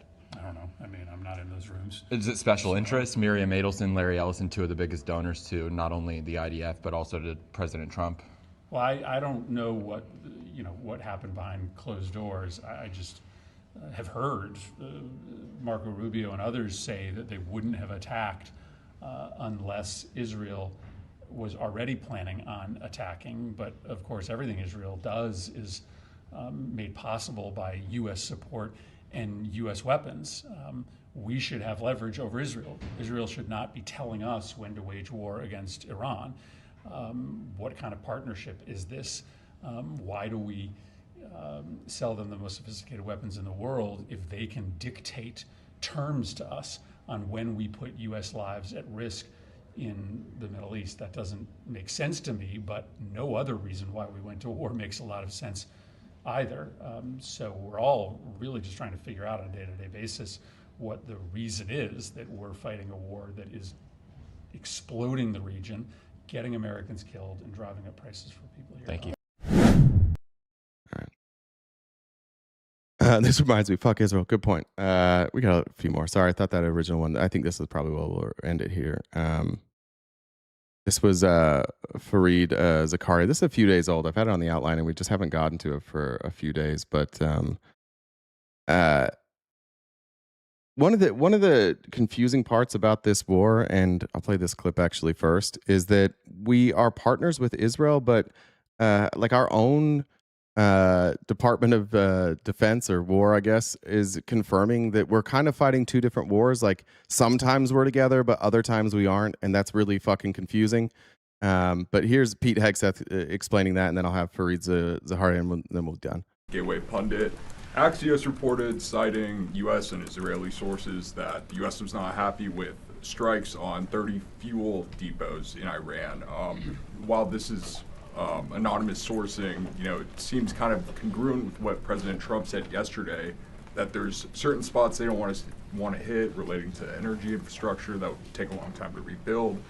And whether this reporting is true or not, what's your message to Americans, those who supported the president and those who aren't really in favor of this war and who worry that Israel might be taking advantage of the U.S.'s backing?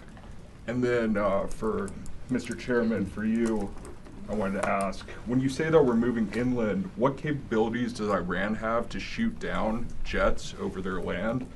And would that trigger some kind of rescue operation that could risk a bigger ground operation? Well, I would just state by saying Israel's been a really strong partner in this effort. Where they have different objectives, they've pursued them. Ultimately, we've stayed focused on ours. But what Iran has felt is the power of the world's two most powerful air forces. In that particular case, those weren't our strikes or that objective, or that wasn't necessarily our objective. But the president has made it clear to those concerns that we're not getting pulled in any direction. We're leading. Okay, then why are we there? If it's not for Israel, if we have different objectives and they're able to carry out their own objectives, what are we doing over there? Leading. The president is leading. He's determining where we want to go, what the outcome will be, what the end state is, with a very keen eye. And I understand those concerns because I've heard from a lot. All right, we're going to leave it there. You can go watch that if you want. But this is Fareed Zakaria.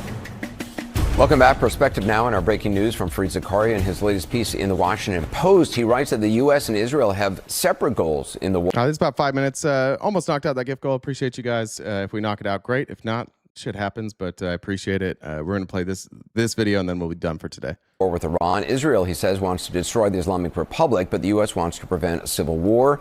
He's the host of Fareed Zakaria GPS. He joins us now. Why wouldn't the U.S. want a civil war in Iran? Look, so for Israel, it's very clear. What they want is to destroy the Islamic Republic in every sense. And you can watch their bombing campaign. They're going after the leadership compounds, military headquarters, but even police. They want an Iranian state that can't function, much in the way that what happened to Syria for 10 years, Syria mired in civil war, actually helped Israel. One more enemy taken off the board, one more adversary you don't have to worry about. But the United States has huge interests in the Middle East for peace and stability and the coexistence to a certain extent among the Sunni and the Shia. The idea of an Iran that collapses into civil war with Shia militias running around. With nuclear material. With nuclear material, exactly. Dirty bombs that could be made. It's bad for Saudi Arabia and the other Gulf allies of the United States who want free flow of oil. The United States' objectives are peace, stability, economic integration, free flow of oil, things like that. Well, it does go along with Axios' reporting, which is that the U.S. has asked Israel to stop targeting the Iranian energy infrastructure. Exactly. The U.S., and every time somebody has pointed out that there have been these attacks that have the danger of collapsing the Iranian state and resulting in chaos and civil war, U.S. officials say privately and sometimes publicly, that's Israel. That's Israel doing that. We're not. Which is kind of bizarre to have entered this war with all this apparently joint planning and not to have done some planning about what are our goals, what are our objectives, when will we know we can stop. That fundamental. And that has Trump written all over it. Like, Trump just does shit. You can hear the people that work for him. They say this all the time. Like, I like how Trump just gets shit done. Not a lot of conversation, a lot of autonomy. Once he decides on something, we just do it. And that, admittedly, sometimes that can be a good thing. But when we're talking about war, I'm not sure that's a good thing to just have a fly by the seat of your pants attitude. The question of what is the goal of this operation seems very unclear. It keeps shifting. Which makes the timeline for the potential operation unclear as well. Yeah, and it also is, you can see what it's doing to markets. You have, President Trump's. J6, we didn't vote for a pansy like Dems. J6, there is nothing brave about sitting in the White House and ordering strikes on a bunch of other people, especially when you faked an injury to get out of war. There is nothing brave or or tough about sitting there in safety with Secret Service and a bunker and going, I'm going to bomb people. That's arrogance. It's evil. It's not tough. Your version of tough is kind of sad. Saying the war is almost over, the markets go up. Then he says, no, it's going to be longer, the markets go down. Chris Wright, the Secretary of Energy, puts a tweet out saying, we're escorting ships through the Persian Gulf.